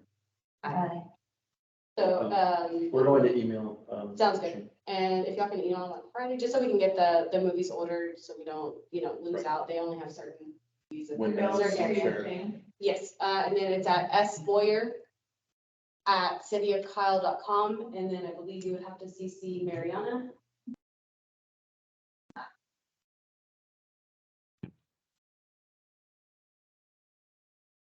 And so just to clarify, we're having 5 movie nights. 4.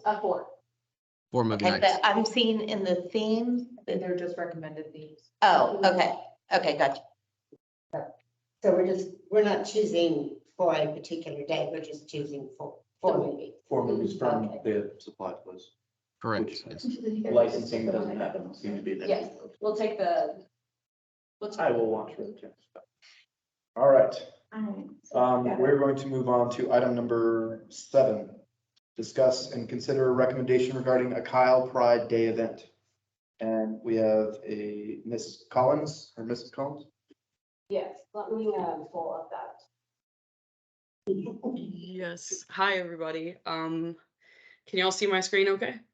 All right, great. My name is Brooke. I've met a few of you before, but just to remind you, my name is Brooke. I am the aquatics and athletics programmer. And I'm here to talk to y'all about a potential program that we would like to run. I've been working alongside Stacy to kind of get this going and get some ideas rolling.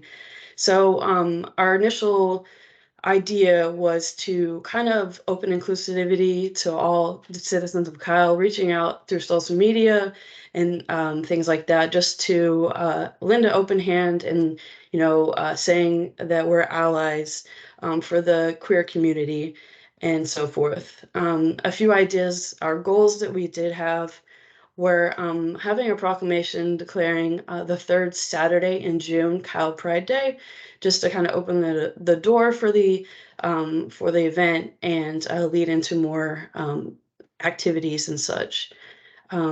Potentially making a rainbow walkway and also collabing with the Arts Commission to do this.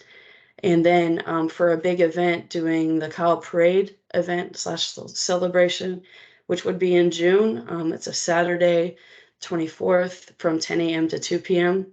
at Mary Kyle Hartson. So just a little bit of brainstorming. I'm sorry? June the 17th would be. Sorry, June 24th. With the 3rd Saturday. Yes. So Juneteenth is the 19th. Yes. So we're kind of walking on that celebration to do one that close in Okay. time. In the proclamations. It doesn't necessarily have to be the same date. I'm open to any ideas on different times, different locations, different events. This is just a brainstorming act that me and Stacy came up with, just to kind of get the ball rolling. Correct this, Mariana. So if the park board did recommend a proclamation for Kyle Pride, the proclamation would be read at a city council meeting. Yes, That would ma'am. either be June 6th or June 20th. Okay. Just I only just to reason cover I say dates off. only reason I say June is because it is official Pride Month. So I mean, we could make it any day in June that, whatever works best, whatever you guys want to move forward with, if you do want to do that. So if we did move forward with the Pride celebration, we would like to decorate the park with flags and a bunch of rainbow gear, as the picture is seen on the right-hand side.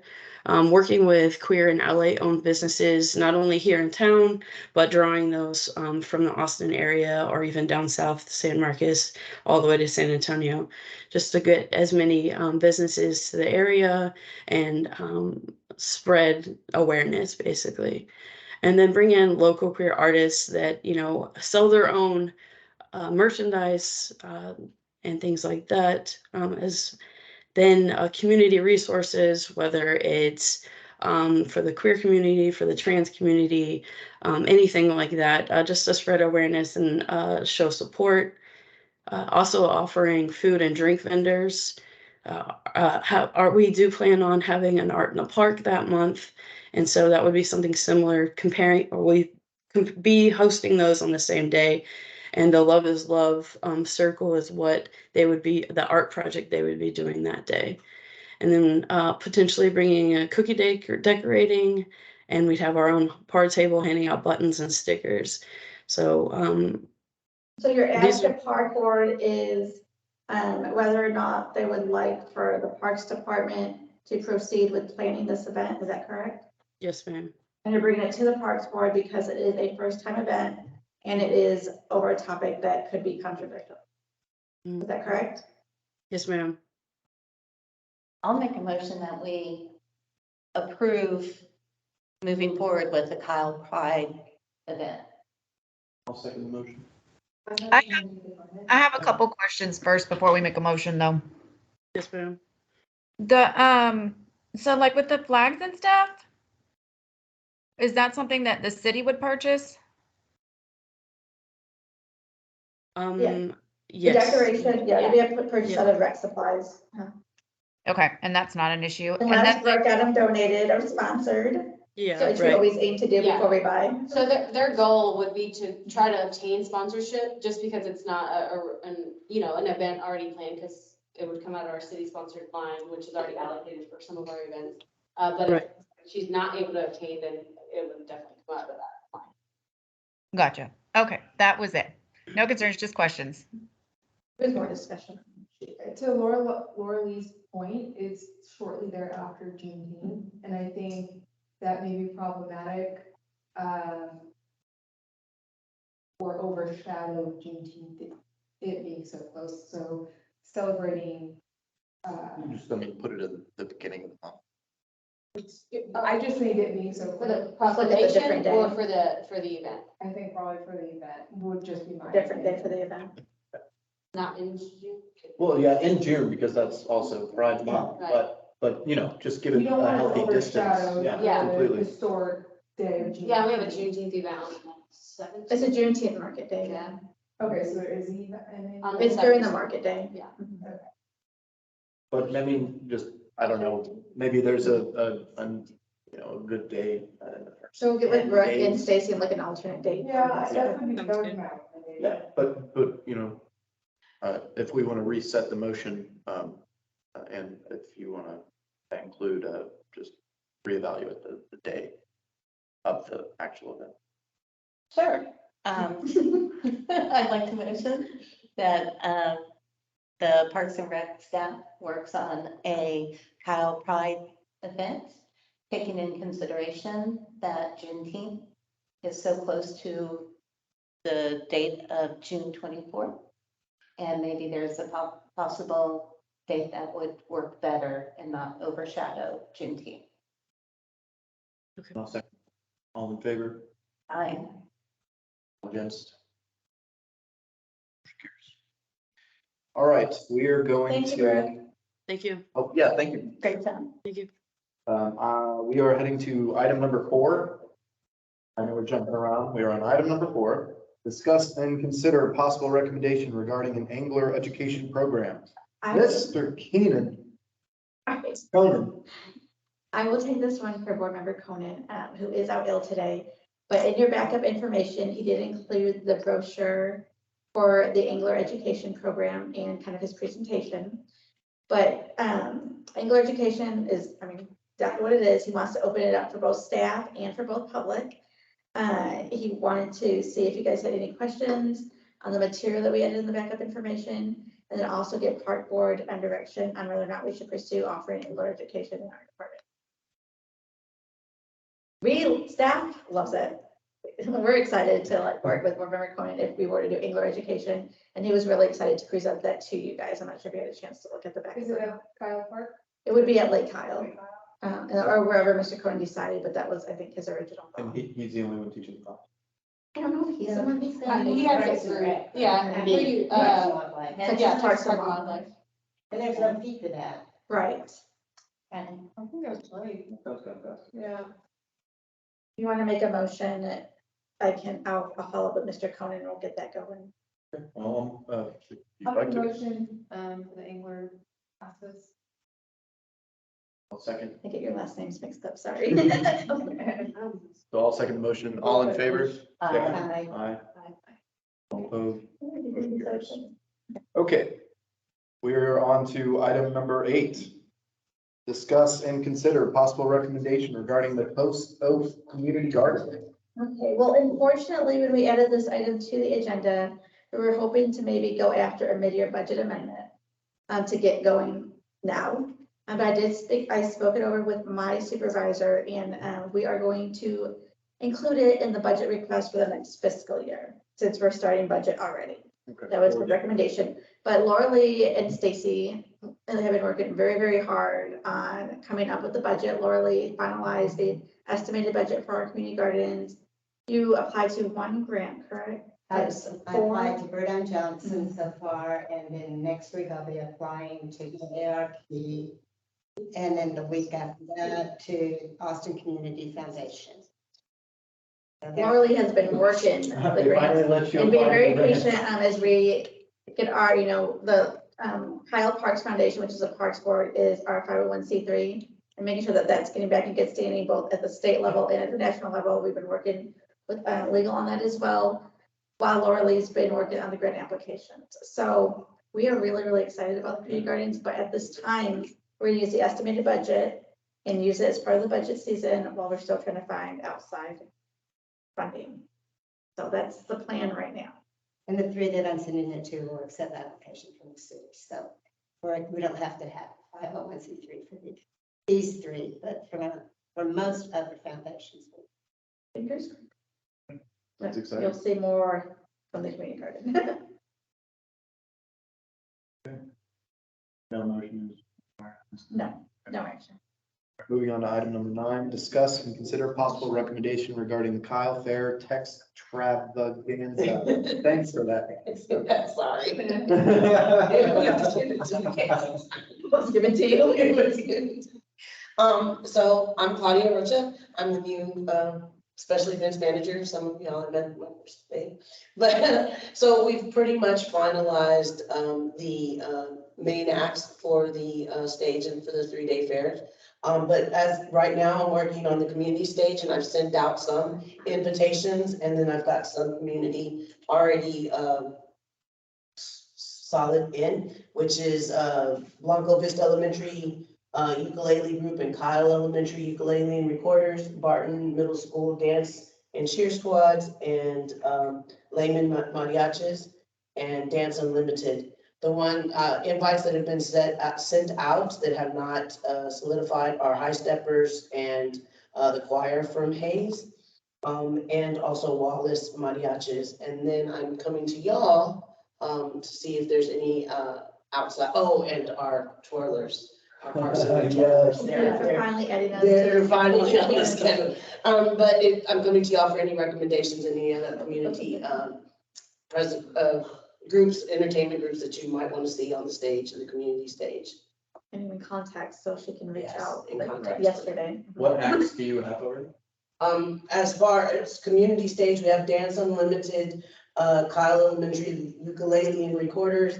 And we also have a Ballet Folklorico outside of Austin, the Ramirez group, and then Layman Mariachis are the ones that are solidified. Invites have been sent out to the High Steppers at Hayes, and then the choir at Hayes, and then Wallace Mariachi and Blanco Vista ukulele. And so the community stage is mostly like the unpaid acts that are local groups, or anyone just looking for exposure. Yes.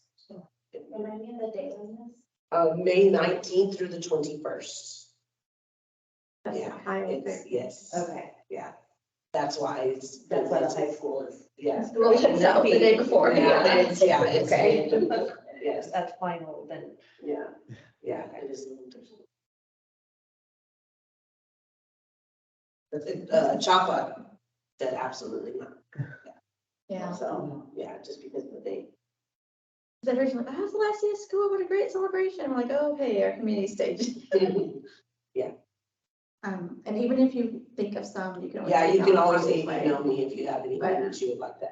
We have a final planning meeting tomorrow with my boss and marketing so that we can start going live and we can start announcing headline. So all the details of the fair. We're just trying to get community stage settled. Oh, how much extra time is available? Oh, we've got about, there's, I think, about four or 5 hours each Saturday and Sunday. I wasn't offering any community stage on Friday since we're only starting it, going from 5 to 11. What about any of the high school concert bands? Or color guards? Yes, color. I don't know if 5 hours is enough time, but I was thinking you could do like a mini, just battle of the bands with a couple judges. Like, are you talking about like community, like garage bands? Right. Do you know some around here? Well, I mean, my father, he does a lot of the judging for like the ones that are hosted at the high schools in Austin. and We're stuff gonna like follow that. up with, Okay. yeah. That sounds super cool. Yeah. We've been trying to get like the 'Cause- garage band, yeah. I think that'd be a really blast, and then you go by just audience approval pretty Yeah. much, but, Mhm. and the judging. What are you value in me going to the people at Hayes and talking to them in person, or does this have to come from you? No, I mean, I can harass them. I don't need you to step in yet. Look, Yeah. Claudia's about to call you. Yeah, no, That would be awesome. Letter. No, I gave them a couple of weeks, so we're good, yeah. I know, because it is a difficult time and I wanted to make sure that they check, because it's also Sunday and Saturdays, they're all, so they can gather kids. I understand that, so it's good. Y'all think of anyone else like, oh yeah, they can do it, just send it our way. Yes. Send it our my way. Thank you so much, Claudia. Okay, we're going to move on to item number 10. Discuss and consider possible recommendation regarding the Keep Kyle Beautiful provisional steps. All right, so your outdoor nature specialist, again, Stacy Anderson, has been working really hard, finishing the application for Keep Kyle Beautiful. It's taken us now almost a year and a half to get done, just because of everything else we have going on. But the one thing we would seek what Park Board's blessing on is the mission statement, since Park Board will be serving as the board for Keep Kyle Beautiful, because you guys voted on that almost a year ago now. And so unless you guys want to come up with a different mission statement tonight, the mission statement that was recommended that Stace worked on with pretty touchy around the office and kind of worked with everyone, to be honest. But it's to build a sense of pride in the Kyle community by creating a clean and beautiful city that all can be proud of. It's very self-explanatory. And so, I can't. unless you guys want to change it, unless you want to change it, or recommend something different, we're seeking a motion to approve the mission statement. And she also included the org chart showing the organizational structure for Keep Kyle Beautiful.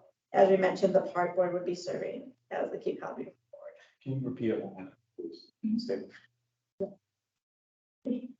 To build a sense of pride in the Kyle community by creating a clean and beautiful city that all can be proud of. I don't know. Build a sense of pride. Mhm. There's already pride. Sorry, There okay. might be more pride. I don't know.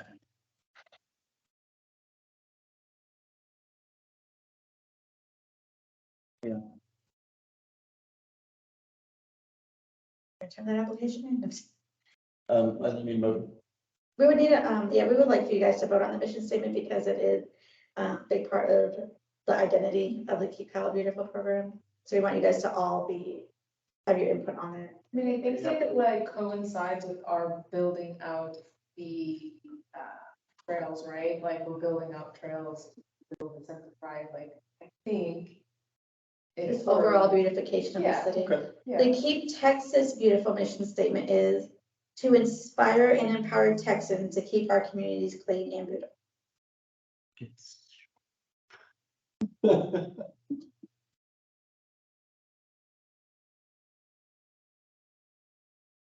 Well, I have nothing to change about it. Should we make a motion?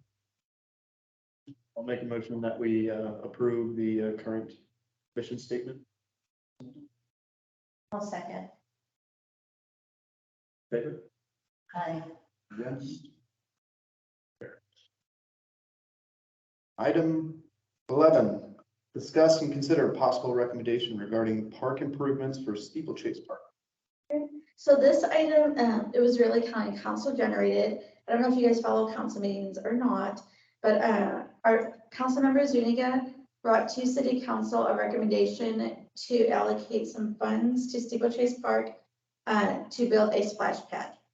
Fantastic. $500,000 were allocated in this year's budget for a new park in East Kyle. We have not spent that money yet, so the recommendation was to reallocate that $500,000 to Steeplechase Park for a splash pad. They've already had the first reading, and the second reading is on the council agenda for tomorrow night. If that gets approved, we'll be building a splash pad at Steeplechase Park. Where is Steeplechase Park? Like down the road from Lake Kyle, So like I'm in Button Creek, right? It's like Button Creek Park and then Steeplechase is. close to 35, closer to 35. It's right in the middle of Lehman Road, like halfway between 150 and Philomena. Yeah. The dog park. I can- Dog park. Yeah, I think I can cut through Button Creek Park and get over to. One thing I would like to add, so I've heard a lot about cars driving on, because, you know, it's not fully fenced and everything. Do we have those like little, like 1 foot tall, 1.5 foot tall little wooden pegs in the ground? I can't remember. We do not. Just to keep out. Think about vehicles? Steeplechase Field. Right. No, we do not. The next item that's coming up is RFP for the park cameras. Okay, all right, well, that was, Yes, hopefully, but yeah, we did have that over the freeze too. yeah, I heard somebody did donuts at the Steeplechase. So with that being said, if tomorrow night, like with the splash pad, but when that motion was being made, council directed staff to get with the park board to come up with other improvements you'd like to see at Steeplechase Park. Some of the things that have already been brought up are new volleyball nets, more volleyball courts, to redo the basketball court, to fix the bridges and the disc golf. The baseball fields could use an additional set of seats that are actually, you know, shaded. So baseball lights and baseball field improvements are in this budget year, but you said baseball shading, Or, Like a you know, dugout? stands. No, for the bleachers? for the bleachers. Okay. Because my son's had a few practices there. So, Yeah. so that's what we were directed to come to you guys tonight to ask you what other improvements would you like to see at Steeplechase Park if more money were to be allocated for improvements? This splash pad is in addition to the one that was approved. Yes, correct. I know this is small and I mentioned it a long time ago. I just don't know if I ever made it in. Last time I was there, the baseball fields aren't labeled.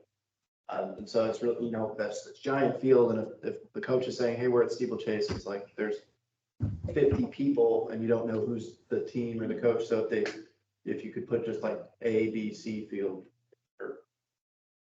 Just remember, Bobby did it, we might have just did it, Clark. I'll double check. I think they are there, they're just a little small, so it may just need to be. Yeah, just like. Yeah, it need to be visible from the parking lot, for sure. Shaded spectator bleachers, labeled fields. Like I said, some of the other things were more equipment for the dog parks. One other thing I saw was there would be teenagers hanging out on the kids' little play area. Is there a sign or anything that says like for age groups or? The age group sign is posted in front of the play pieces. So there's one for 2 to 6-year-olds and then 4 to 12-year-olds. I might have them just a little bit off on the age. Right. They're there, but they're not really observed. So are you thinking like maybe I don't want to take them out of the park, but you know, I just. playground equipment for older age children? Would they use it? I'm gonna use it. That's the question. That's why I'm putting out there. I see them, they really like going down, so there's that little, child part, and then there's that drop off, that little, riverbed they love going to play in there. I know it would be a huge headache to maintain that area somehow, but maybe adding, I don't know, I'd like to recommend that the staff takes a look at that area literally directly. It's where that slope starts to happen. All the kids love to go hang out right there. They kind of get that like feeling of alone, but I've still got my friends with me. We're still near a fun park. Maybe keep that vibe for them, but just maybe clean it up enough to where it's like they actually feel comfortable going down there, stepping stones or something. Well, and that backside, like he's saying, cleaning that up, that backside that leads to Prairie on the Creek, I think. That side is really nasty. I mean, it's not dirty, but it's like, it's not comfortable to even want to be there or walk down through there. So maybe clean it up between there across to where the kind of trails up to the sidewalk area. Yet like board member Womack was saying, just cleaning that up a little bit down through there too. I wrote down the items you guys brought up tonight, but if you guys want to keep sending them my way, yeah. So for the bigger portion of the dog, like for the dog park for the larger dogs, it needs to be graded a bit because it kind of turns into one bit of a pond when it rains. So it all kind of piles. And then I think that compiles to other I wouldn't say damage to the park, but then it gets pretty messy when it rains. So keep sending them my way. I'll give you guys time to stop by the park or whatever. My goal is to have like a recap, like, I visited the park board, these are the things we've come up with. At least I can follow up with council since it was a directive for us to start discussing. But shoot it my way via email or text or whatever, and I'll add to the list.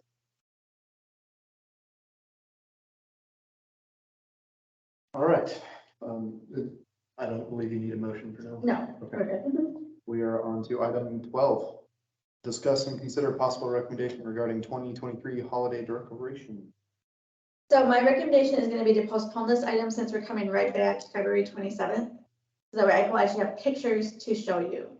Yeah. All right, we will postpone this time.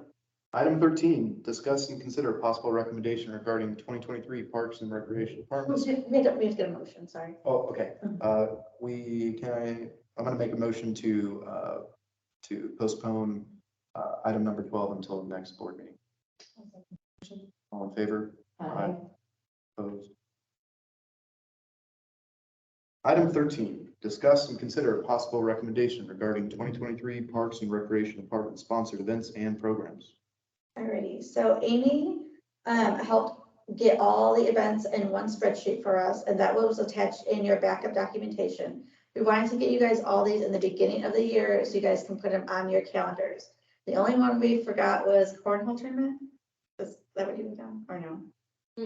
Okay, so it's good. We're good. Yeah. Okay. And then also, so you guys can take a look at them and see if there's any you want to volunteer at or even help with the planning. We'd love to have your input anytime. Like, if there's something you want to help plan, let us know. Claudia, since her first year, like she would love to have anyone just kind of help out. Are we able, you said there was an attached sheet that like a calendar I'm able to print out? Yeah, it's on the your backup, if you click on the link, but I can also email it out to you. If that helps. I'm sure. Okay. Yeah, so when I send out the agenda, if you click on each link, that you'll see your backup documentation. Yep. So that was the goal for that. So the next major event coming up is Easter extravaganza. And then right after that is when we are hosting the Vietnam Wall. And right after that is Texas Kyle Fair. And this one. Oh, yeah, and La Verde ribbon cutting, but I'll get to that one in just a second. So if you guys have any questions about that, just reach out to us at any time. But we want you guys to have the dates for the rest of the year. Thank you. And then staff reports. Already? All right.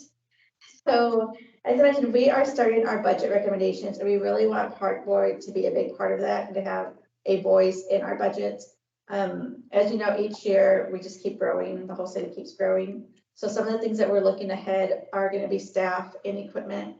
And also we do not have any indoor space other than the Krug Activity Center across the street to program. And we're trying to raise our programming. We want to offer this and that, but we have no space to really do it. So we've looked at warehouse spaces, we've looked at, can we ask for a rec center again? And we know that it didn't quite go too well last time, but those are some of the things we're going to be bringing to you all this year, starting with the February 27th meeting. So really like for Park Board recommendations on some of these budget items, and also for Park Board to bring things to the table that you guys think that we should have. Like we have $200,000 for an inclusive playground right now. Maybe we should add another 400,000 and make it a jumbo size playground. You know, just whatever ideas, that's just an example. Not that we can remember, but you know, whatever ideas you guys have as well, we want to get started on that at the February Park Board meeting. Have you gotten any updates from the people who usually almost are here every time, but that want the co-senior and open to the public rec center? Yeah, the CAS, the What Cal are they Air at? Senior Zone, they are still working on getting funding for the senior center. Okay. They're still thinking it's gonna cost $12 million. Yeah, they're actually rocking and rolling. They're doing some good fundraising. So that's budget. So just to give you a heads up on budget, it's budget season's gonna start and that's where we are. Our capital improvement project update, as you know, like the restroom is one of our capital improvement projects. The trail bond money is another project we're working on. So other things we're working on are the park cameras. I think we have 97,000 for park cameras. Council just approved the pool improvements. So we have 400. It's a little bit over. And 78. those dates are getting started. So I'm making sure I pull the list, so I don't forget anything. Yeah, one second. We just got approved on the 28th, so we're in the process of selecting a start date.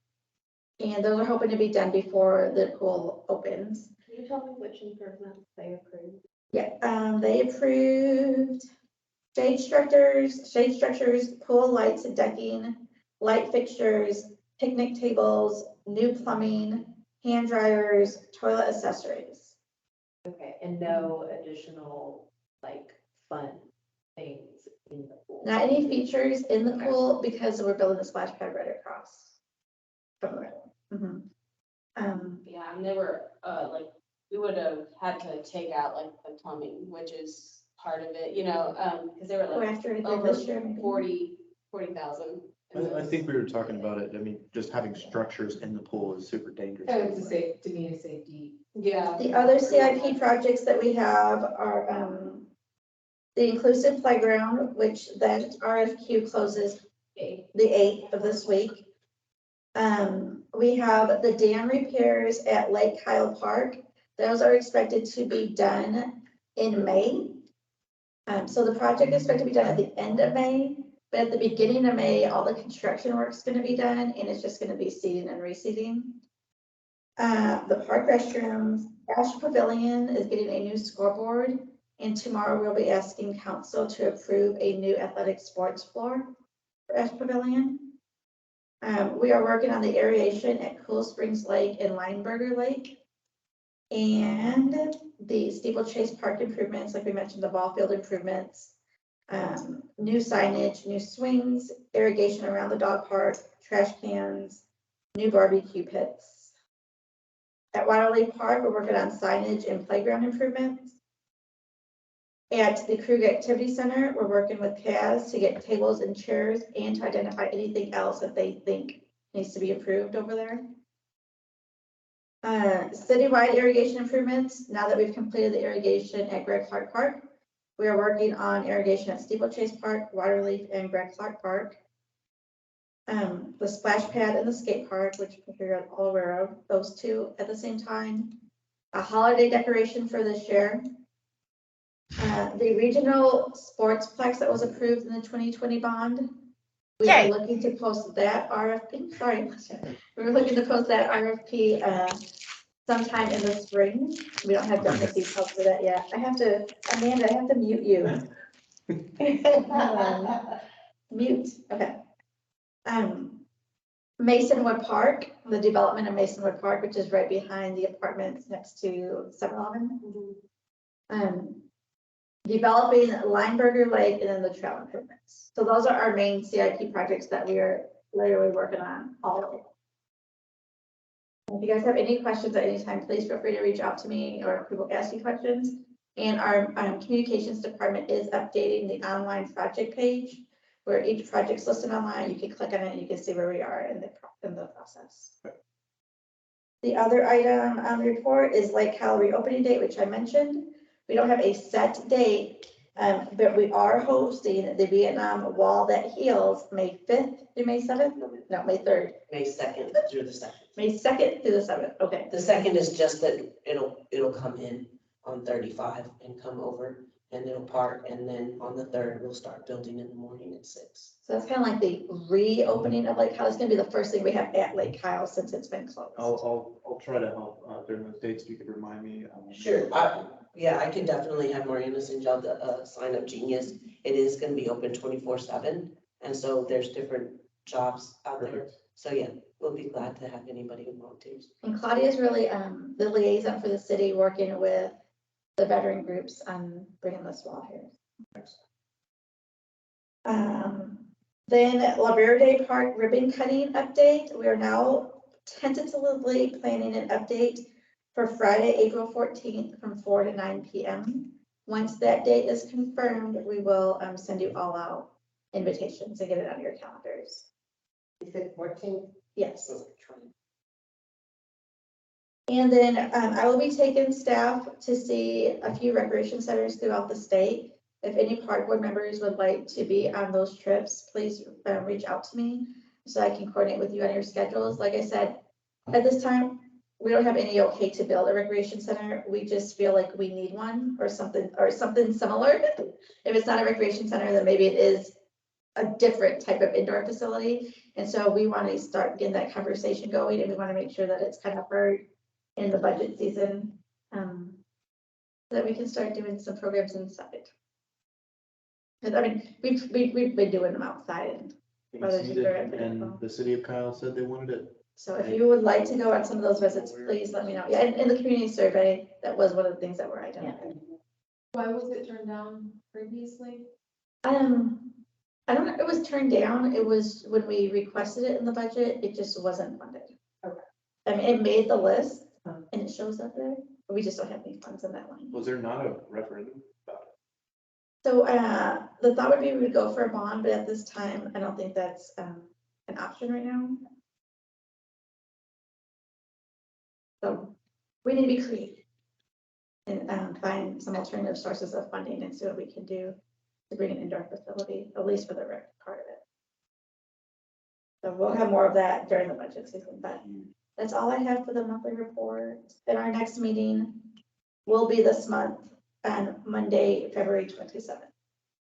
I wanted to mention one thing, and Julia may know something about this, but the Hayes Board, didn't they have something that all graduating seniors have to have a certain number of volunteer hours?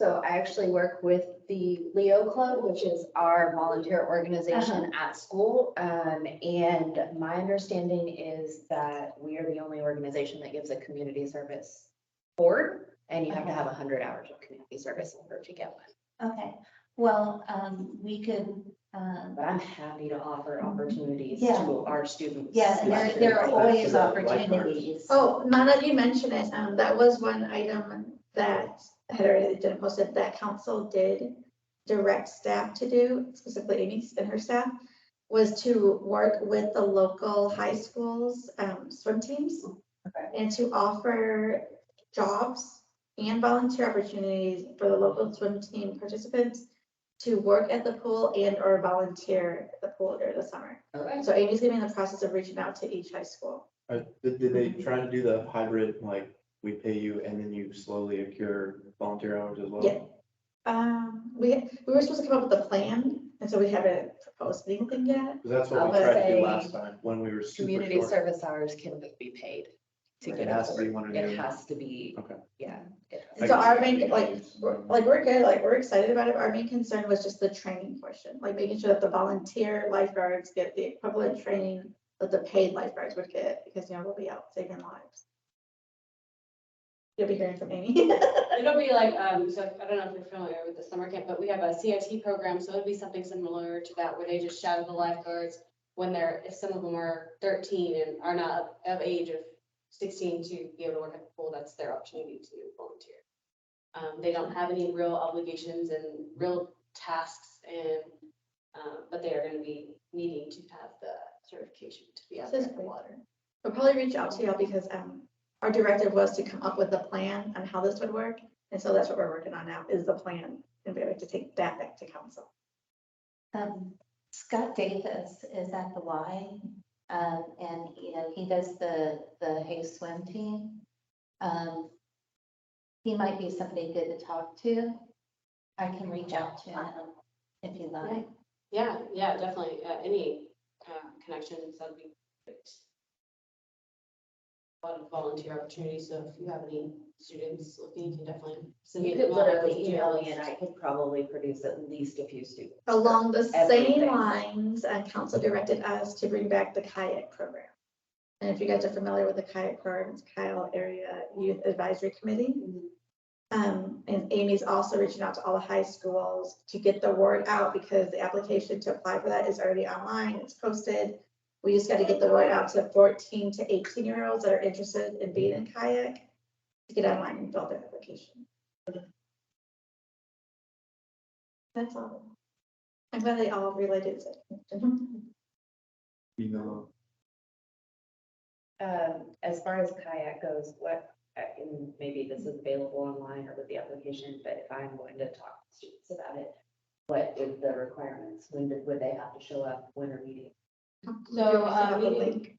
yeah, you just have to send out the link, but, so kayak meetings would be the, I believe, second Wednesday of every month.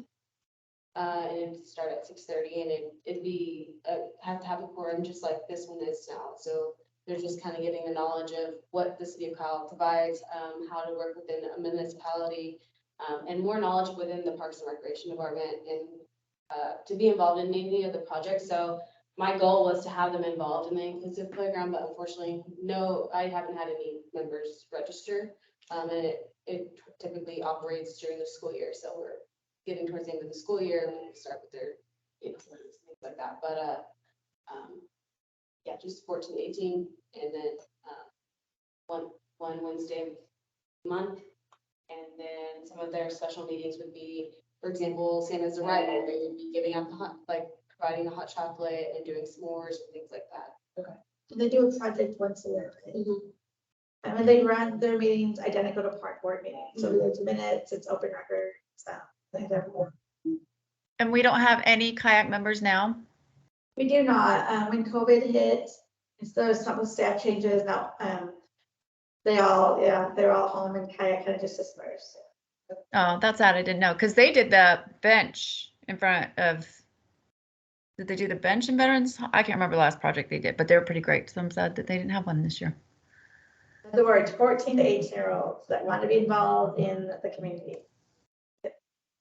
That's all we have. well, I'll make a motion to adjourn. Second that. All in favor, say aye. Aye. All opposed?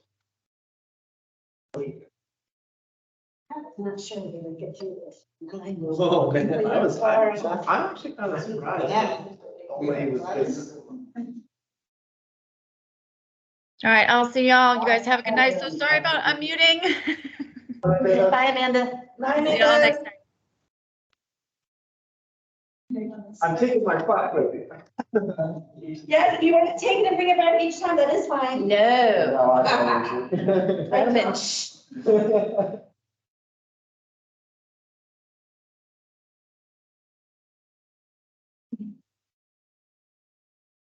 So take your class. This is the first time we've ever had these. And they're usually just handwritten. Use the paper.